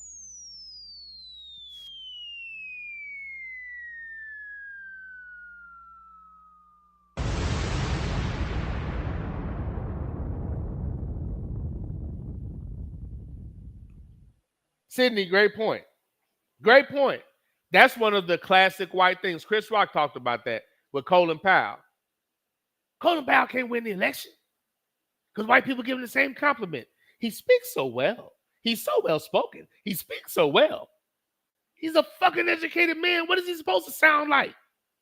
That's always the compliment. Well, he speaks so well. What a great orator. I love how he talks. Again, that's your mentality. What is he supposed to sound like? What are you talking about? What are you talking about? Again, nothing about that was true. Again, if you have a problem with so many policies, you should be able to name some. If he divided the country, I'd love to hear how he did it. Calling Mexicans rapists, attacking black people, supporting police murder, supporting people that murder, support police murder or murder black people. That is racist. That divides the country, but you don't see that with this motherfucker? The least white people could do that feel like that and that are fucked up and poorly raised like that fuck their sister on occasion, the least you could do is shut the fuck up. These motherfuckers want to talk and be indignant. Shit is incredible to me.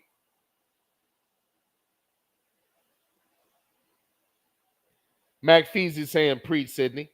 Yeah, Sydney, he tried to slide that in. He tried to slide it in. Amen, preacher! ABM with a fucking wrestling reference. Sid Jack, did you see SummerSlam last night? Bailey's fatty looked insane in those leather pants. I guess I can't be completely mad at that. Hey, Bruce Pearl. You will be discarded in the prisons of hell. You will be discarded in the prisons of hell. ABM said JBJ will say he'll catch the replay. He's in New Orleans for his wife's born day. Oh, good deal. Enjoy that, sir. Find some good food. ABM said Barry O didn't create any roadblocks. He sat with his legs crossed and let those white constructed roadblocks stay in place. No argument there. Not going to short you.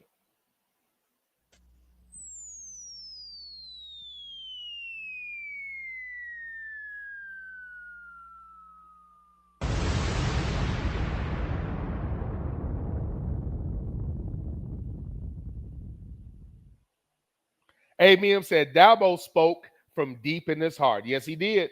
He dug deep into his spirit and soul.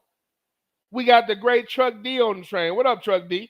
Thank you for coming aboard, man. Hope you're enjoying the ride thus far.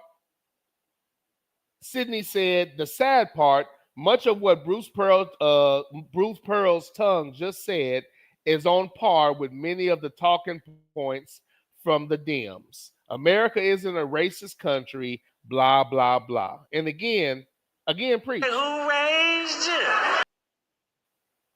You black, you live in America, you in trouble. I can't get you in no trouble. You black, you live in America, you in trouble. I can't get you in no trouble. A lot of you house niggas are scared.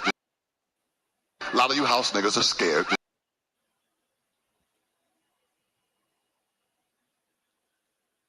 Once again, 8 to 10 black people murdered in Buffalo.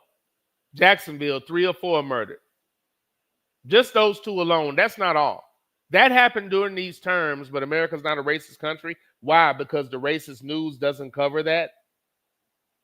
Because that bitch ass, that motherfucker DeSantis, after black people were murdered, he came in there and went out of his way to speak about, we just gave money to such and such for anti-Semitism.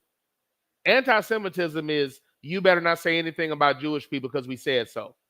But the descendants of the worst motherfuckers that ever lived, that did what they did to our ancestors, get to speak about us. You motherfuckers are out of your goddamn mind. Who raised you? You black, you live in America, you in trouble. I can't get you in no trouble. Sidney Jackson said, ABM, yes, I caught SummerSlam. She dragging a wagon. Asked her to haul ass and she got to make 2 trips. Boy, you stupid. You stupid. But I like where your mind's at. I like where your mind's at. You're a goddamn genius. You must have a goddamn IQ of 160. You are goddamn gifted. This is the Underground Railroad Show hosted by your boy, That Ninja. Let me move on to the next thing I wanted to talk about. But before I do so, a couple places to go. Went there, I got that. I got that. And this actually goes with that. Yeah, we're right on point. I'm right where I need to be. All right, before I do so, and this is not going to be extensive enough. I ran that right. Yeah, I did. That's not going to work. I ran that. Let me see.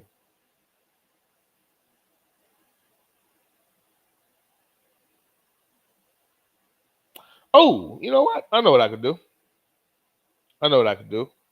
Give me 1 second here. I'm going to give you something not overly extended. Give me a quick second. We're going to move on to the next segment. You know, and as much as that was bullshit, and Bruce Pearl's a prime example of how the whites try to make excuses for their behavior, piss poor upbringing, their inner desires, their lack of accountability.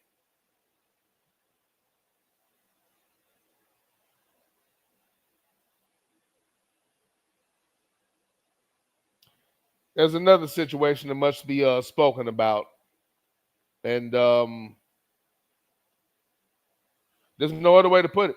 It must be spoken about. And this is also something else that ABM alerted me to initially. And again, this is something that, like, I've known about for a minute, but again, not having gotten to these shows, I just hadn't had an opportunity to talk about it.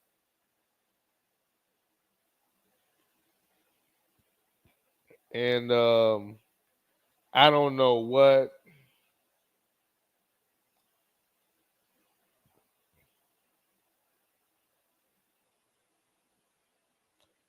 You can't see that on here. And hopefully this is efficient. I think it is. Can't see the time of some of these things. Give me a couple of minutes. I think about 2 good minutes, I believe this is. And afterwards, we're going to move on to the next segment. Something we need to discuss. We have a clip attached to that. And I have some thoughts on that as well. This is the Underground Railroad Show hosted by your boy, That Ninja. And we will continue shortly after a classic drop mix. White man just a joy to be around. It smell like lemon juice and Pledge furniture cleaner. Shut the fuck up! What the hell did you just say? Shut up, dummy. Man, you sorry. Say what, son? Get up. Say what, son? Get up. Say what, son? Oh, my God. What? Say what again? Say what again? I dare you. I double dare you, motherfucker. Say what one more goddamn time. What the fuck is wrong with you? Cocaine's a hell of a drug. Sick help. Sick help. Sit your $5 ass down before I make change. English, motherfucker, do you speak it? Oh my God. Bitch, are you for real? Who this nigga on that name? I'm struggling. You're homosexual. Fuck him. Fuck him up against the wall. Wear handcuffs on and crazy through on lips. I love black people! Funky bitch. Kiss my entire ass. Motherfucker. You're on that bullshit today. I swear. Fuck you! Fuck you and fuck you! Who's next?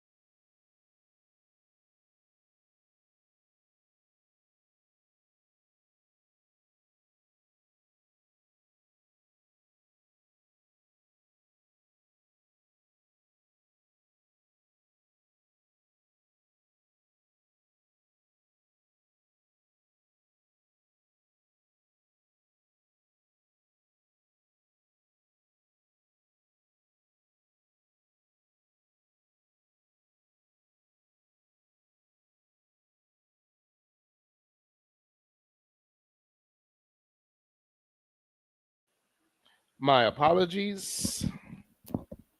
That bad boy does not keep going. Sorry for that dead air. This is the Underground Railroad Show hosted by your boy, that ninja.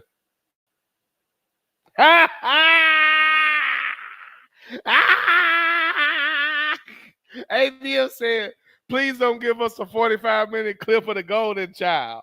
ABM said Nick didn't realize he had to do a number 2. Bitch, are you for real? Not true, sir. Not true. The devil is not welcome here!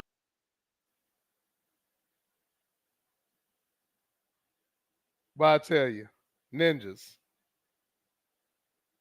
Not true, sir. Hey, listen, a break was necessary. You got a problem with it? It's my house. You know what it is? And if you don't like it, you get the fuck out. Once again, this is the Underground Railroad Show hosted by your boy, that ninja. All right, let's get into it. As I fire up a Maduro. All right, next segment. And as I just spoke about, the whites using Obama as an excuse for their ignorance. Now, on the other side of that, had a discussion with ABM, and he told me about something that was said by Barack Obama on Michelle Obama's podcast. And of course, as I always say, don't get taught, always learn. Even though, you can have respect and admiration for people to the point where you trust what they have to say. And I feel that way about ABM.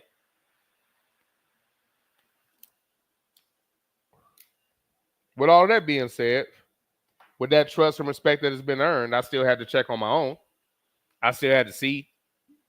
I had to see it in context. ABM will tell you anytime we talk, I'm like, did they volunteer that information? Was it after a series of questions? Is it edited up? Because I know they'll do that shit. You know what I'm saying? So I always ask because I want it in context. And I heard about this discussion.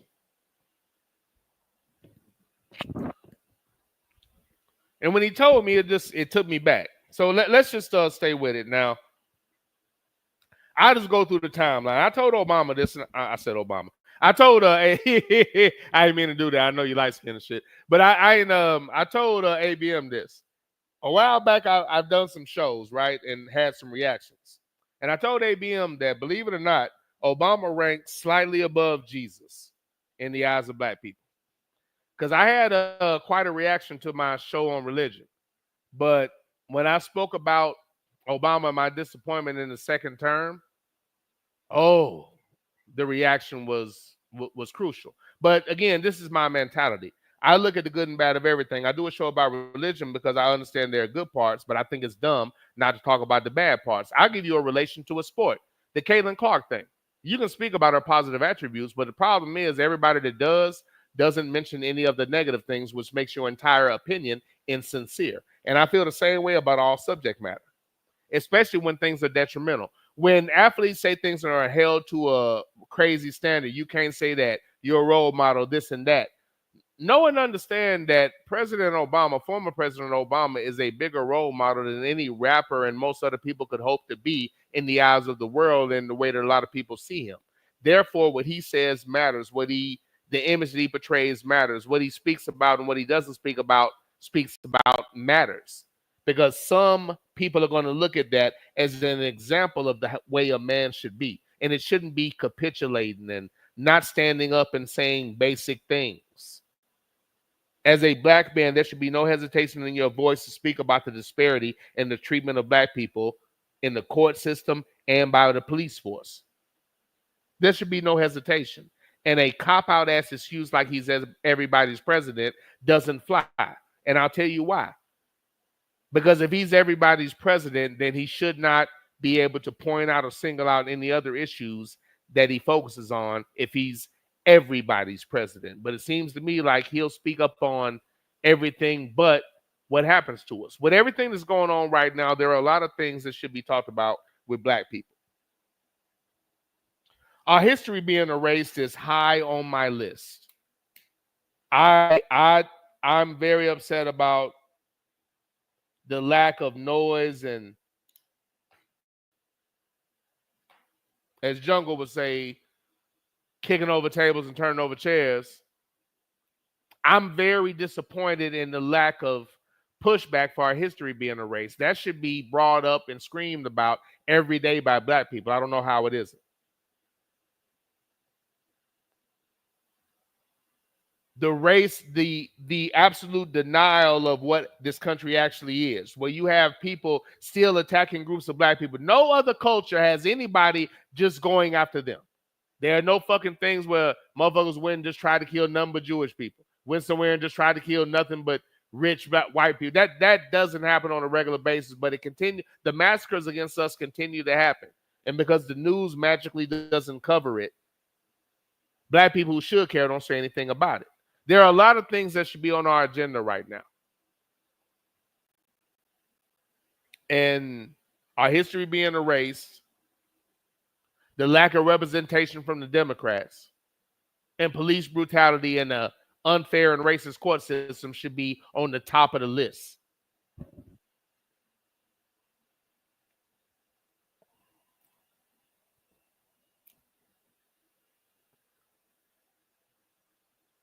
But this is what was and I'm sorry, when I played, let me turn this up. When he told me about this, I said, dude, no. I said, no fucking way. With everything that's going on, I mean, you can talk about the horrible example that white America is setting by electing an ignorant, racist, low-life piece of shit that just shows what a worthless son of a bitch you are. And yes, if you're listening, I'm talking to you. You don't love this country if you voted for that motherfucker. You do not.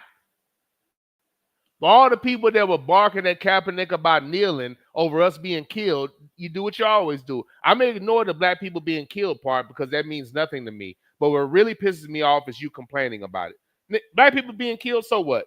You talking about it? Unacceptable. Losing a fair election? Unacceptable. Let's attack the country. Let's support that by voting for the president that said, let's do it. And at the same time, act like I'm a decent human being. You are on some level fucked up if you do that. That's not deniable.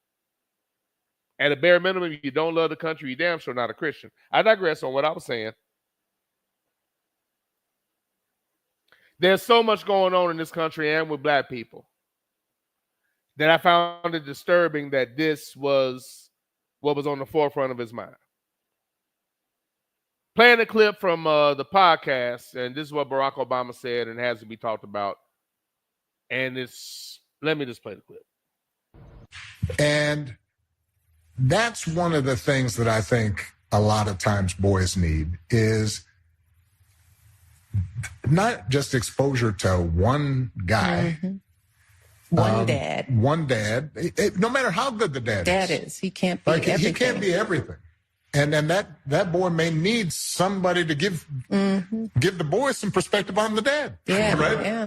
One of the most valuable things I learned as a guy was I had a gay professor in college at a time when openly gay folks still weren't out of line, who became one of my favorite professors and was a great guy and would call me out when I started saying stuff that was ignorant. You need that to show empathy and kindness. And by the way, you need that person in your friend group so that if you then have a boy who's gay or non-binary or what have you, they have somebody that they can go, okay, I'm not alone in this. Yeah. Right? Come on, man. Come on, man. There were other points in the interview, but at no point did I see anything about our history being erased. And if I'm wrong, please correct me. At no point did I see anything about these fuck-ass police. That at no point did I see anything about you need to protect yourself from ignorant-ass white people that will vote for Trump. Because those same people are raising fucked up kids that are going to become fucked up police officers, supervisors, judges, working in a bank, all types of positions where they have authority over others with a short-sighted view that is becoming commonplace.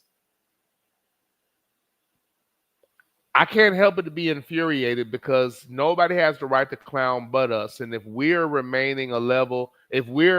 maintaining a level of respectability, I don't understand the lack of outrage for mentally impotent white people who are slightly upset that their tailor-made suit of a country doesn't fit the same way. I don't get it. With everything that's happening, the forefront of your mind is another gay issue. There was so much wrong with that. I'm going to play it again, and I'm going to talk about everything that's wrong with it, especially with there's so much wrong. Let me just play it one more time.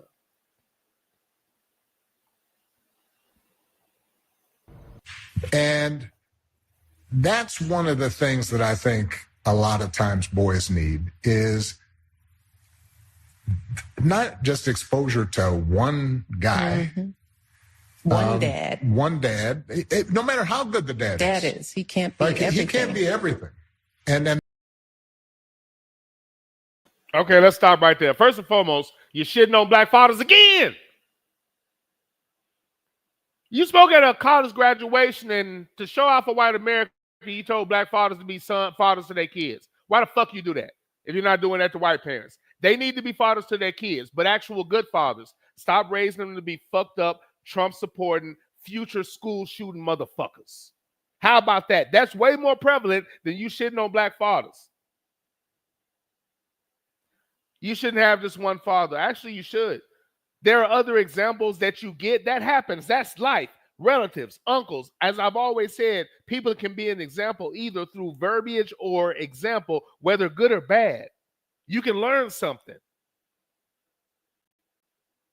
Why is it that you're always shitting on black fathers?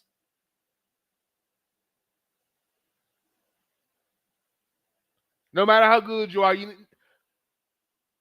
he said, well, we're going to finish playing. He said at one point, you might need somebody to combat his. You don't look for another source to tell your father ain't talking about shit. There are certain things that happen organically and naturally where you have those other influences, coaches, teachers, family members, people you run across, co-workers. Things happen on a whim.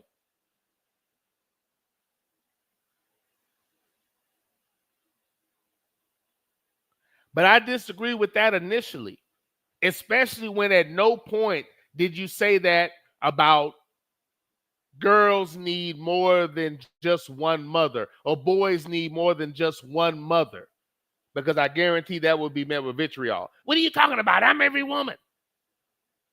Why are you going with this bullshit narrative that always has something negative to say against ninjas? I don't even like that initial start. I don't agree. That happens organically to a degree. But you're using that to set up something else. So let me just let it finish. But not finish, but I'm about to play it again. I keep forgetting this thing doesn't pause. So my bad. And that boy may need somebody to give the boy some perspective on the dad. Yeah, right? Yeah.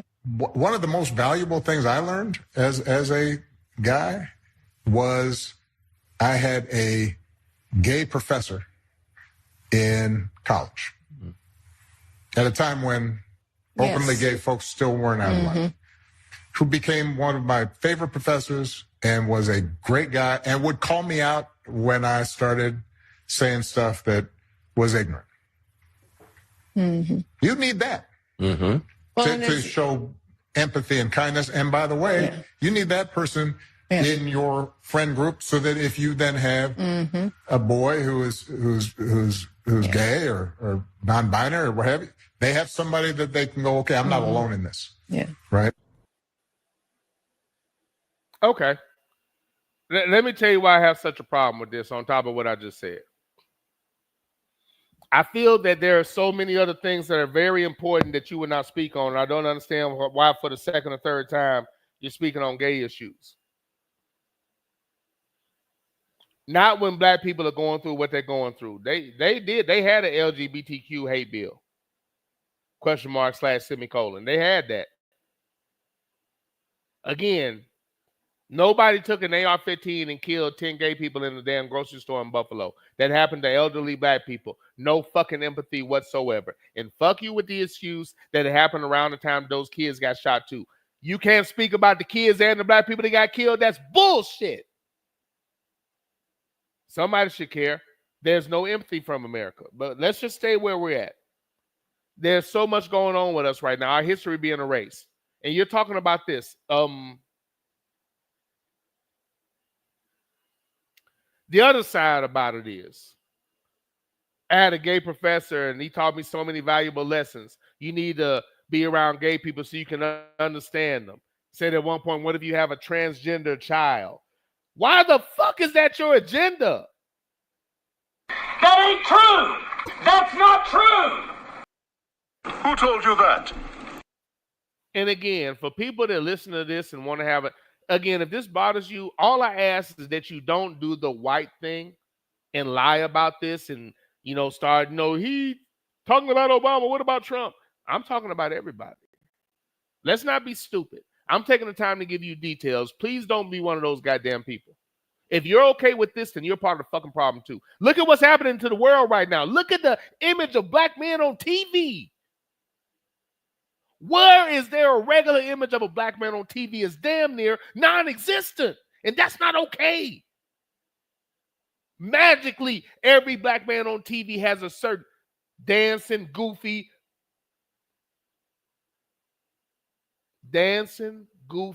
agreeable, or moist. Every black show, something gay is in it. Why? That shit wasn't in the Cosby Show. It went just fine. It wasn't in a different world. It went just fine. They're doing this shit for a reason. Again, I digress. When you do that and they're trying to toxic masculinity, again, if you're a man and you say that out loud, please get your nuts out of who's ever person they're in. That's a made-up term by gay white men. Let me say it again. Toxic masculinity is a made-up term by gay white men. Stop repeating their bullshit.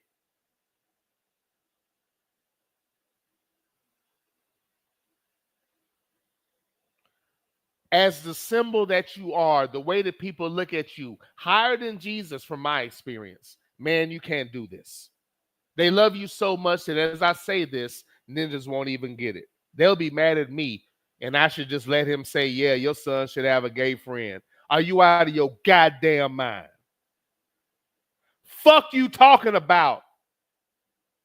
Would you say your friend should have a sexually experienced female friend so she can tell him how to fuck when he get older so he can be good at it? That makes more sense than having a gay friend. You need to be sensitive to gay. What are you talking about right about now? Why is that shit on your agenda? There's so much going on with black people right now. Why in the fuck is that the subject matter? That makes no goddamn sense. That's bullshit on top of not making any sense. And let me tell you another reason why it's insulting. And some people, I'm talking about my experiences. I went to a black high school.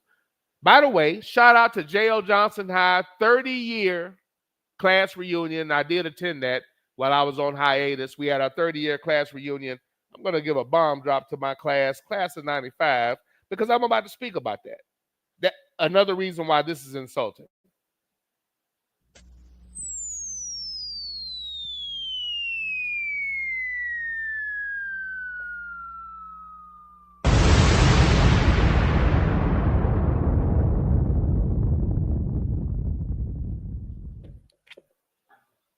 This is why it's insulting. Shout out to J.L. Johnson High.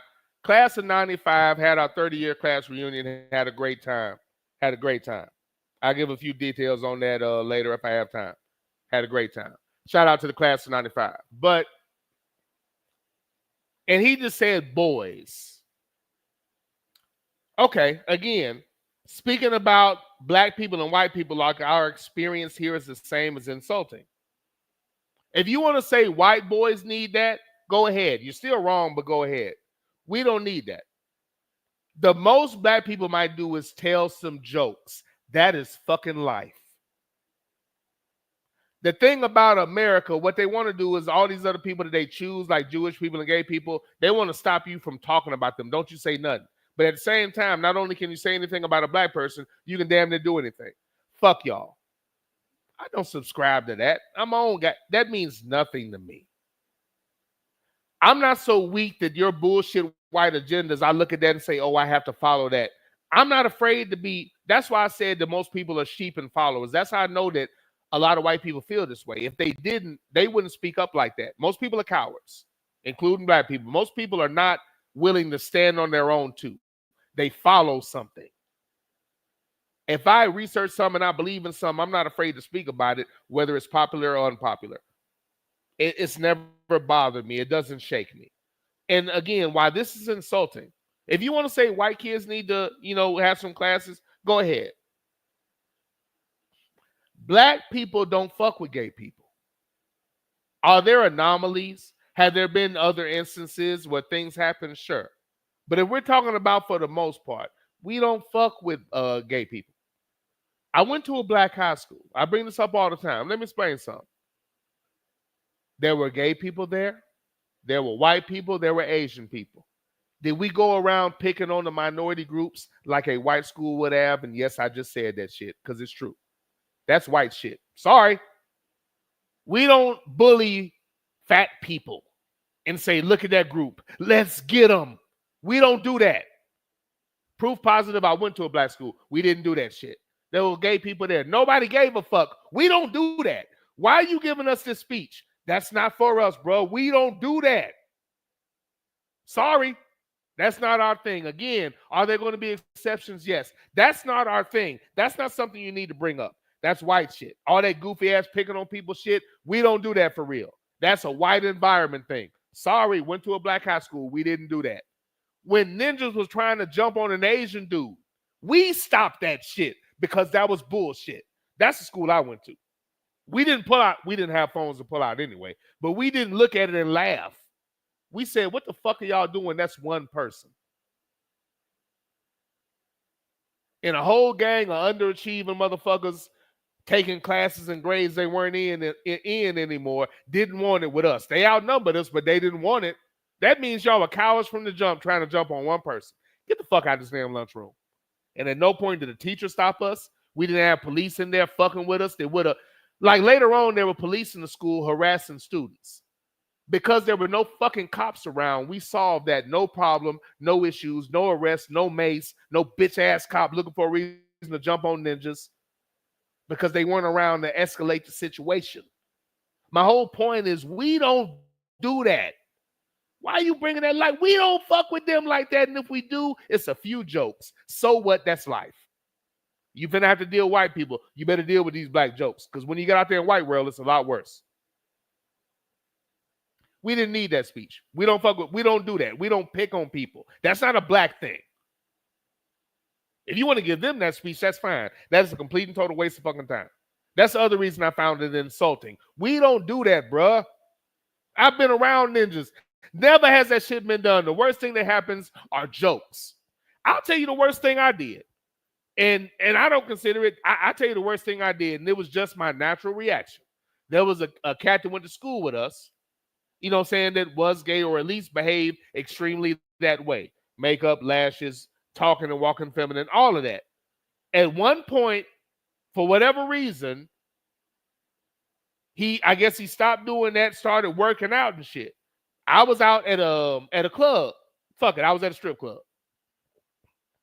I saw a cat and he spoke to me and said, "What's up, Toss?" I said, "Man, what's up?" Spoke and I looked and I said, "My bad, man." I said, I'm bad with names. I said, "Man, my bad, man. I know you, but I can't remember you." I said, "Man," I said, "What's your name, dog?"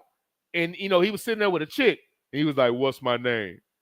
And he said his name. I almost said it. My bad, dude. I ain't going to say his name. But he said his name. And when he said it, all I could think back was a dude dressing feminine, switching, talking in a light voice. And now hey, what's up? So I literally pointed at him and died fucking laughing. Because you can't just do that and act like, you know what I'm saying? But I didn't, you know what I'm saying? I pointed and laughed because the last time I saw you had eyelashes, makeup, and you were talking like this, and you were switching, and you were carrying your books with two hands, cross-handed. You know what I'm saying? But now you a workout nigga, you know what I'm saying? But, that was funny. But again, I just laughed because you can't switch that up and act like that's normal. That's not on me. That's the worst thing I've ever done. And even then, I don't think that was bad. You can't just, you know what I'm saying? You can't just switch up like that and I'm not supposed to react. I literally didn't recognize the cat. And when he said his name, I looked, I said, I even said the name. I said, and I thought about it and I looked and I said, I think I even said, get the fuck out of here. I'm sorry, but you can't just, it would be like, you know what, I'm going to let that go. But my only point is that we don't do that, man. You know what I'm saying? I apologize for that. That was a bit too much. But we don't do that. We don't do that. Even in that situation, it was just weird to see. It was just weird to see. I'm like, damn, you switched it all the way up. God damn. I heard that shit. You switched it all the way up. That was interesting.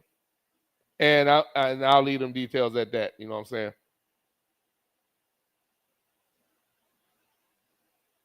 But, you know, that's just not our thing. Like when we had the majority, we didn't find the white students and pick on them. When we had the majority, we didn't fuck with the Asian students. When we had the majority, we weren't wreaking havoc. We actually stopped bullshit from happening in our schools. So I don't want to be compared to that other bullshit culture. We're not like that. That's fucking disrespectful. So that was very disappointing. And again, you're out of the presidency. There are real things to be talked about, and you're not doing that. You can talk about how the good white Americans need to stop supporting the ignorant, racist son of a bitch. You could shit on Trump every day and talk about the real facts of what he does and talk about how good white people shouldn't be able to vote for him. That's what you need to talk about right about now. Find something else to do. That was very disappointing. That was very disappointing. I didn't understand but, you know, on that shit, Barack. What? Nigga, please. Stop. What? Nigga, please. Stop. What? Nigga, please. What the hell did you just say? This is the Underground Railroad Show hosted by your boy, That Ninja. Stop, man. Stop. Irrelevant, not necessary. Let that shit go. Stop.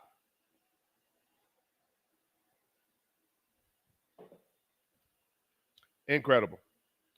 Incredible. With everything going on in the world, with everything black people are going through, with the state of the world today. Okay, man. All right. All right, let me read the chat. Fuck out of here, man. Sidney Jackson said, he's a fake.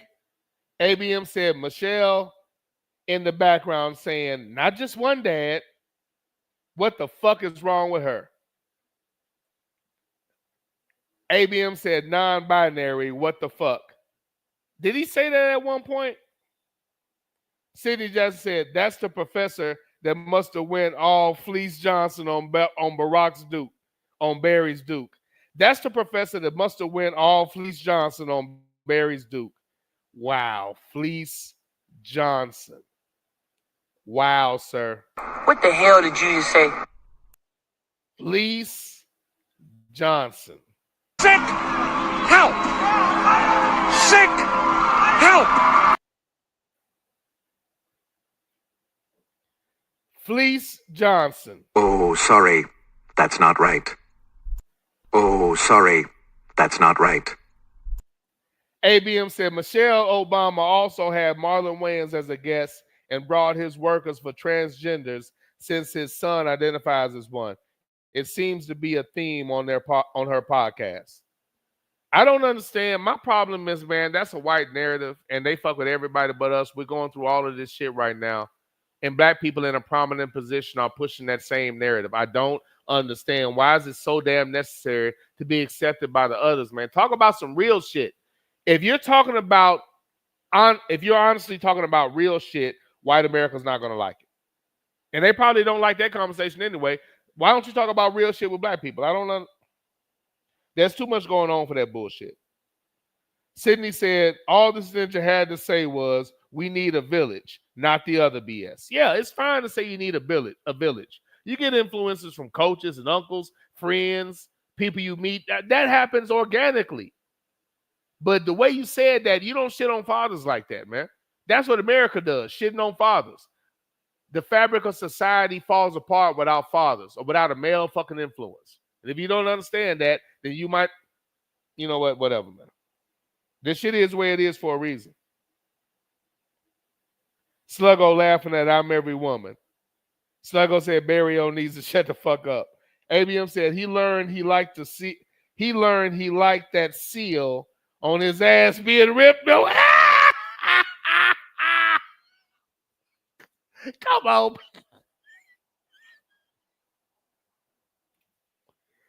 Oh, I don't censor chat. ABM said he learned he liked that seal on his ass being ripped away and opened by colonizers. And he's gay. And he is gay. And he's gay. And he is gay.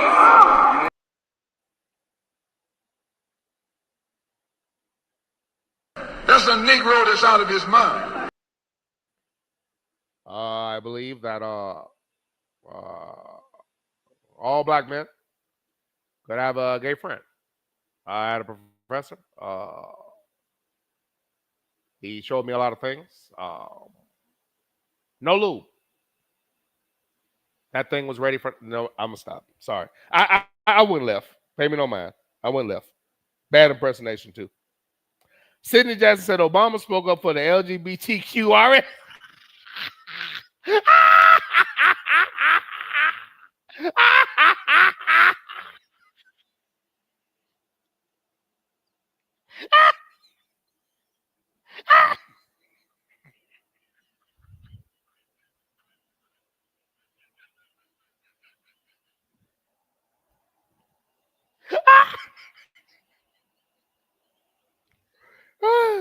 Man, I miss y'all.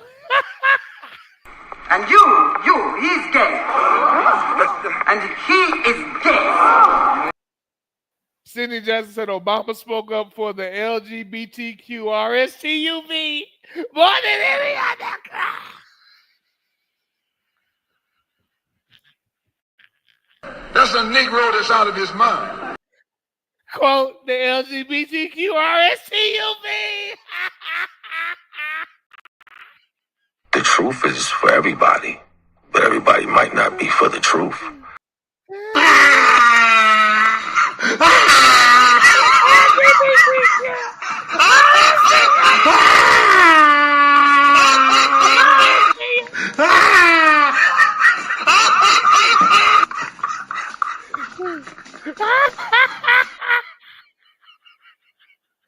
RSTUV.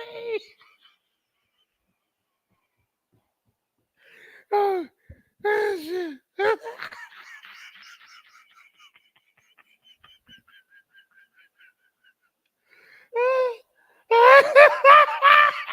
Fucking crying. Oh shit, I'm sorry. I share your pain.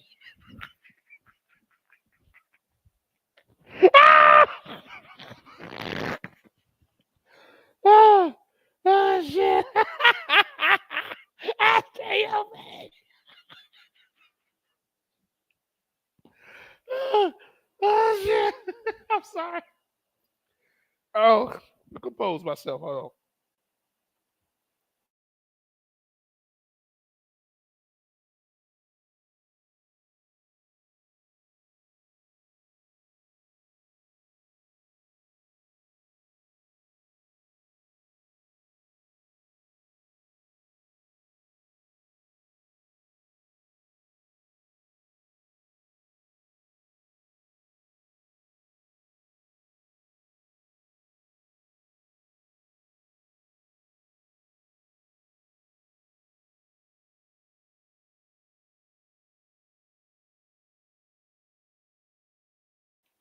Damn, Sydney. Shit.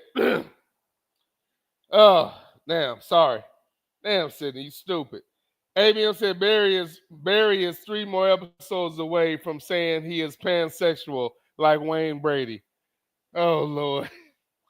Sluggo laughing. Sluggo said, facts, Sydney. ABM said, Ninja, can you let the listeners know what non-binary means?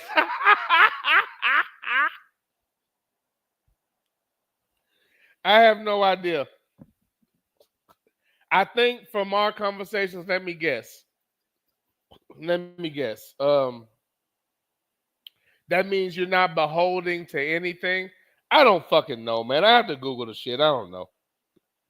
I don't fucking know. ABM said, Ninja, your school no longer exists. Is that painful to know that it is only a memory?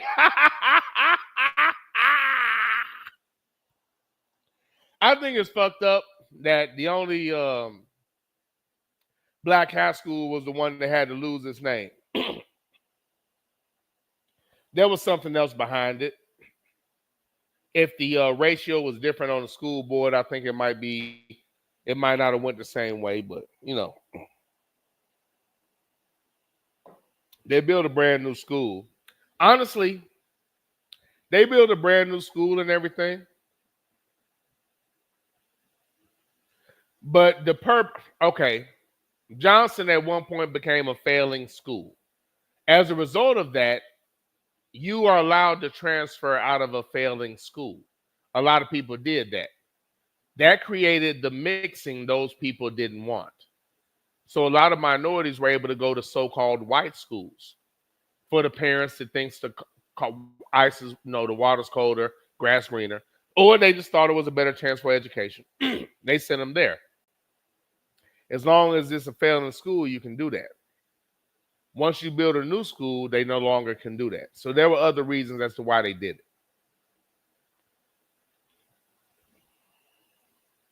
I didn't care for Johnson being gone. I didn't think that was necessary. But you know. Avian said, Nick stopped Huntsville Jackie Chan from getting harassed. Now, if he was Jackie Chan, he could have defended himself. It was a mob and then just trying to jump on somebody that didn't. You know what was fucked up? It's later on he got murdered by a dopehead white boy that went to death row. I think he dead now. They lived behind me. Like my house, there's a fence. They lived on the other side of the fence. There were 3 kids. All of them are dead.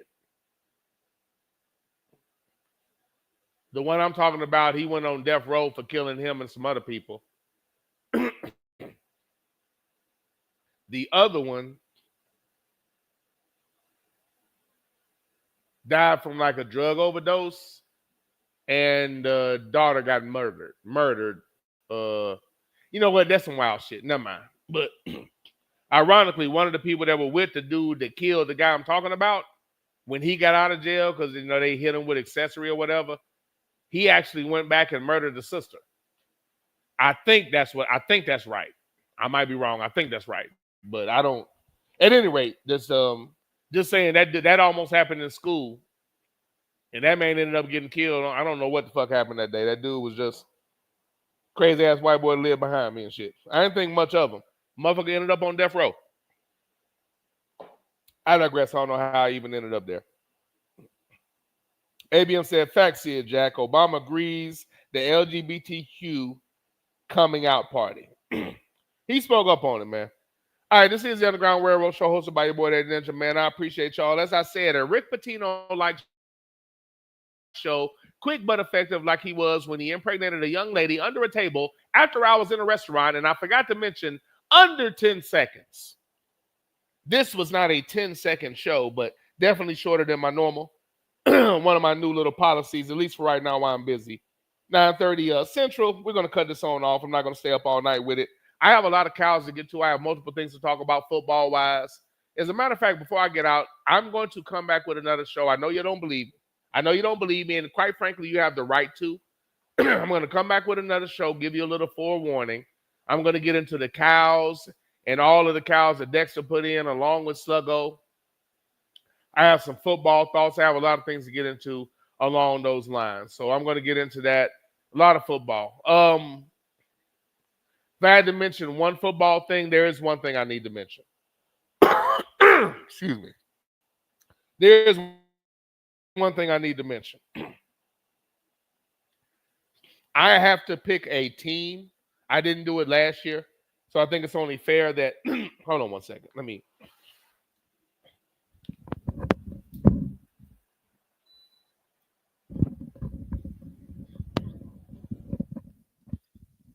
good on that air. I think it's good and cool at this point. All right, before I sign off. And I won't go abbreviated since it was an abbreviated show to a degree. I do my whole outro. But I will come back and give you the cows, and I have a long list from Dexter as well. I'm going to read those out, and that's kind of going to go with another theme as well. But today's show was accountability, and quick cough button.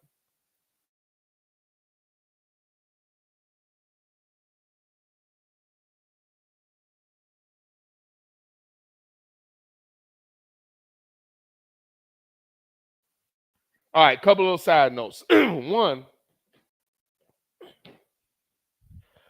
the show accountability. The purpose of that, the conversation I had with ABM brought it up, but the things that Bruce Pearl was saying reminded me of White America and a lot of the people that I've talked to, and the way they try to justify what they're doing now, and the hate for Barack Obama for nothing but an image, but at the same time, when there's an actual terrorist in office, again, make no mistake about it, Trump is a reaction to Barack Obama. In their mind, since there was a black president, watch what we do. But again, it's a childish reaction from a group of people that mentally act like children. And that's really not an argument if you stop and think about the way that they behave. Because any white person complaining about a country that was tailor-made for them, I'm sorry, you need to understand that to other white people and maybe Anglophiles and some other select groups, they might look at you and have some form of empathy. As a black man in America, a white person complaining about this country, you must understand that you look so weak to me. That's the nice way to say it. You look like a bitch.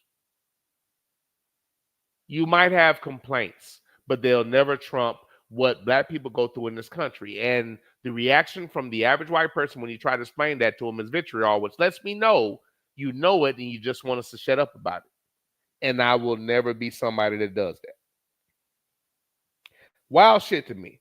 But I want to discuss that just in the sense that this key perspective, and I just hope that we remember that in the long run, for the most part, they're never really accountable for their behavior. And if you recognize that and remember that, I would hope that slowly but surely, black people stop listening to the opinions of people that don't give a damn about you. That are more worried about their feelings. We're not going to teach real history because our kids shouldn't feel bad. That alone is anti-black. If you look at the weak-ass standard for being, they call it homophobic, which is stupid because that means fear. So right off the bat, you're acting like an 8-year-old on the playground. There's not a matter of fear, but as a man, if you're approaching me in a feminine manner, I have every right to be pissed off or offended. But once again, I went to a black high school. Nobody harassed any gay person ever. You didn't say nothing but what's up, such and such? What's happening? This and that. Some of them played sports. Nobody gave a fuck. That might be prevalent in a white school, but not a school I went to. Sorry, didn't happen.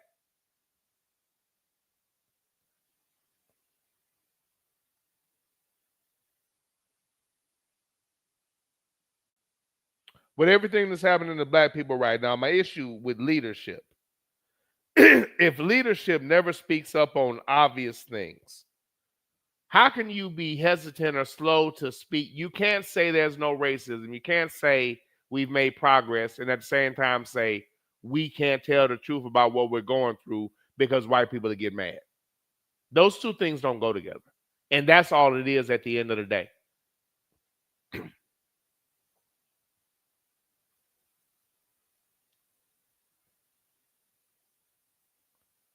You know what? I could do that one. No, for today's show, we're going to go here. We'll close with that. At the conclusion of the show, we'll close with a Malcolm X quote about Novocaine, which kind of describes or summarizes what Bruce Pearl was saying, the mentality of white America, and that's all really Bruce Pearl was saying. I'll let you know about a makeup day. I'll tell you right now what I'm shooting for. Thursday. So I'll try to do a show on Thursday. Thanks for saying welcome back, ABM. I appreciate it. There was a couple other small things. Just summarizing the show, I want to talk about those things. I found it aggravating. And once football season starts, I'm going to be deep into football any other subject matter is either really going to have to be heavy on my brain and/or I have to do a separate show for it. Because when I talk about football, there are going to be a multitude of games I want to get into. And most of the time between the games and the reaction, there's not a lot of time for much else. And I know me, if I start on a different subject, I'll never get to the football. And me being such a football nut, I'm going to make sure that I cover football because I really don't think games get covered. I think agendas get covered. So basically for me, all the things that the mainstream ignores is what I'm going to talk about. And that's going to happen a lot. They don't know anything else. And quite frankly, I get it. Whatever dumb thing that they talk about, most people just follow. I stopped listening to the mainstream over a decade ago because it literally got on my nerves to the point of frustration. I can't enjoy something that has a racial bias towards black people in damn near everything that they say and do. And it was obvious to me. I just couldn't take it anymore. So I have no use for it. So Thursday, I plan on giving you a second show. We'll get into some NFL thoughts and all of these cows that we have between Sluggo and Dexter. One small note, that was the thing I was saying I didn't finish. I have to pick an NFL team. Last year, I did not do that. I never picked one. And where I was leaning, that's probably a good thing. But I'm going to analyze things. And before the season, I will pick my NFL team. Now, if I remember correctly, the yellow one, Sarge from A Soldier Story, and the father from Color Purple, never picked his team. I don't know if you've actually officially picked a team. I know my finalists. Some are obvious, some are not. But I'm looking strongly at probably 5 good teams right now. And I'm trying to figure out which way I want to go. And, I can let the cat out of the bag. I'm looking at the Houston Texans, C.J. Stroud, big-time coach, and DeMeco Ryans. I'm looking at the Baltimore Ravens, Lamar Jackson, phenom that the whites gave his MVP to another white because they needed to feel better about themselves. I'm looking at the Atlanta Falcons with Michael Penix, Raheem Morris. I think Michael Penix is special. I'm looking at the Washington football team with Jaden Daniels. And I'm looking at the New York Jets with Justin Fields. Now, that isn't every squad. There's one I'm leaving out of that mix. But those are right now my top considerations. There are some others in the mix, but that's where I'm kind of at right now. And before the season starts, I'm going to pick a team. If I can't really. I'm going to pick a team before the season starts. But I don't know. It is what it is, man. Like I said, I tried to roll with. It's really going to have to be a team that doesn't exude those things that just make me, that really disgust me in football. But it's hard to say what those teams are going to be. So I'm probably going to lean hard towards a team that's going to give a quarterback I feel has that skill set a real opportunity. I'm just trying to figure out what that team's going to be. I thought for a second it might have been Pittsburgh, and they completely disappointed me. So I'm glad I didn't go there. I never predicted them doing what they were doing what they did at the quarterback position. That was wild. But, and again, those aren't, there are a couple more in there, but main focus right there. I don't know, but I will have one. ABM said, 5 teams laughing. Damn, just look at the whole. Hey, man, this is a tough decision. I got to be thorough and pick somebody and stay with them. You know what I'm saying? So I'll figure it out. I got 2 former Buckeye quarterbacks in Fields and Stroud. I have a phenom in Penix I'm looking at. I have Lamar Jackson, a phenom from Louisville. I have a phenom in Jaden Daniels at Washington that seemingly is going to allegedly do right by him, but I thought the same about Carolina. They're just, not to get on a rant, but, at any rate, I'll just let it go. But they try to lean on records and things to justify that white superiority complex they have, but that white inferiority complex they have, and try to make themselves as heroes and better. They use the records as a way to facilitate that. That's why worthless people like the Cousins of the world can play forever so they can stack their stats, but Cam Newton is forced out of the league. Jameis Winston is pushed to second string. Both of those gentlemen were breaking records every year. And if they're allowed to keep playing like everybody else, they break those records. And I just don't think it's a coincidence that every black quarterback gets taken out of the game before they can do that. I just don't think that's the case. Warren Moon, not even allowed in the league to work on those records from the beginning.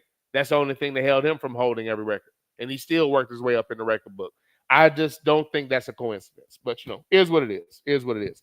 Hey, appreciate y'all. I'm going to get out of here. We're going to close it out with Malcolm X giving his quote about Novocaine, which I think summarizes and epitomizes the mentality of a Bruce Pearl and a lot of Trump voting sister having sex with ass members of society that don't really love the country, but they love white savagery and terrorism, because attacking the country is terrorism, regardless of another rapist, terrorist in office letting it slide and the media not covering it because they're just as fucked up. I digress. Thank you for coming to Ward and rolling with me. I appreciate the therapy and the laughs and the knowledge. As always, thank you for the therapy. Moms taught me how to cook when I was younger. I still love to cook to this day. Thank you for that skill set, moms. Pops taught me to think of all I speak, but speak not all I think. Simply put, that means that sometimes you either need to think about what you're about to say and who you're about to say it to, and or sometimes you simply need to shut the fuck up. Thank you for the knowledge, Pop. I appreciate it. And I appreciate you showing me what a man is so I could one day become one. Because I see a lot of individuals that didn't have that example, and I'm glad I don't behave in that manner. R.I.P. DT. And as always, I take a shot for Pop. Love you, Pop. R.I.P. DT. You know what? Before I get out of here, and I just moved that too. I'll give him a bomb drop. Y'all know Mama Walker. Y'all know Mom. She did a couple of interviews on the show. Mom's husband passed on Friday. And I'll just keep it right there. They were still close. Good dude. All I asked him to do was take care of my mom, and he made sure that he did that. So shout out to Willie, man. Good dude. Good dude. I just hate that I know so many good people that leave in such a uncomfortable way. It doesn't seem right. Doesn't seem right. Good dude, man. Left in an uncomfortable manner, and hate to be cliche, but at least he's no longer in pain. So really and truly, it's just about, and I'll be up in Ohio soon enough, because obviously there's going to be a funeral coming. I'm probably going to take a vacay and just hang with moms for a while. But R.I.P. to Willie, man. R.I.P.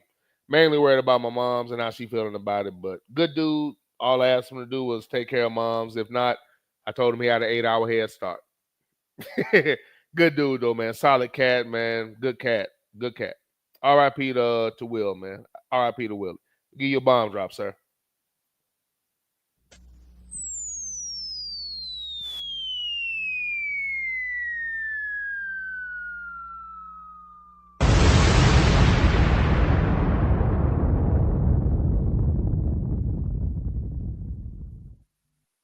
Rest in power, sir. Rest in power, sir. Pops taught me to, said that already. It's okay to think it's not illegal yet. If somebody teaches you something, take the time to look into it for yourself. If somebody teaches you, you only know what they tell you. Always investigate, research it for yourself. That initiates the learning process. Don't get taught, always learn. Pops also taught me that a man who trims himself to suit everybody will soon whittle himself away. Meaning that you should never change yourself or compromise your core beliefs to be temporarily approved by people who probably haven't even earned your respect yet. And to quote the last line of Mass Appeal by the late, great guru, I'll be kicking the reel while they'll be losing the race trying to chase Mass Appeal. Appreciate y'all, man. Thank you for the back and forth. Remember, we are at war in this country. Act accordingly. Please get at least one long gun and one short gun. Please get 1,000 rounds of ammunition for each. Teach those that you care and love or care about and love to do the same thing. Take the time to do something that might seem crazy, but take the time to learn how to clear your house. You have an intruder. Boom, your door's kicked in, you hear a noise. How long does it take you to secure a weapon, secure your house, and investigate the threat? Take your time to investigate, or practice clearing your house so you'll learn the best way to do it. Do I go through here? Do I go through this door? Where do I need to go first? What's the best place to do? What's my best attack point? If you do this enough, it will become routine and normal. Unfortunately, I think that's something that we all should have in our repertoire. Take the time to develop a mentality that will allow you to not hesitate to defend yourself, your house, or those who you care about. A good way to do that is to study where you came from, how you got here, and how you've been treated since you've been here. If you do that, I promise you pulling the trigger will be a hell of a lot easier. Appreciate y'all, man. Thank you for the back and forth. I appreciate the therapy. I'll see y'all on Thursday. If not, I'll let you know if there's a delay. As always, take care. Appreciate y'all. Appreciate the back and forth and the therapy. We're going to go out with Malcolm X, and it summarizes Bruce Pearl and a lot of America's mentality when it comes to accountability for their behavior and how they want us to behave when they're behaving the way that they behave. Appreciate y'all, man. We'll see you next time. As always, take care and be easy. As the slave master in that day used Tom, the house Negro, to keep the field Negroes in check, the same old slave master today has Negroes who are nothing but modern Uncle Toms, 20th century Uncle Toms, to keep you and me in check, keep us under control, keep us passive and peaceful and nonviolent. That's Tom making you nonviolent. It's like when you go to the dentist and the man is going to take your tooth. You're going to fight him when he starts pulling. So they squirt some stuff in your jaw called Novocaine to make you think they're not doing anything to you. So you sit there and because you got all that Novocaine in your jaw, you suffer peacefully.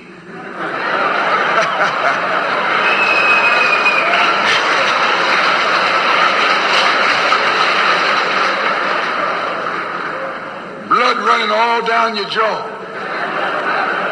And you don't know what's happening because someone has taught you to suffer peacefully. The white man do the same thing to you in the street.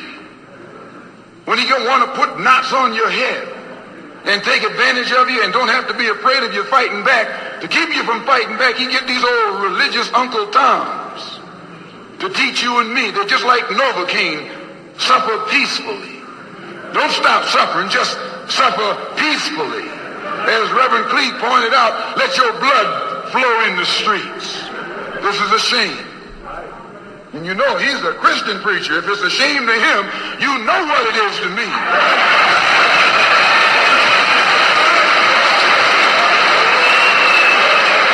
There's nothing in our book, the Quran, as you call it, Koran, teaches us to suffer peacefully.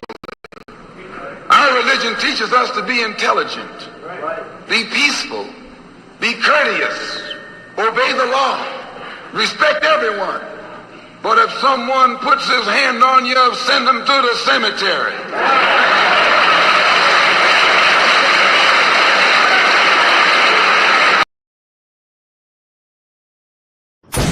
Amen, preacher!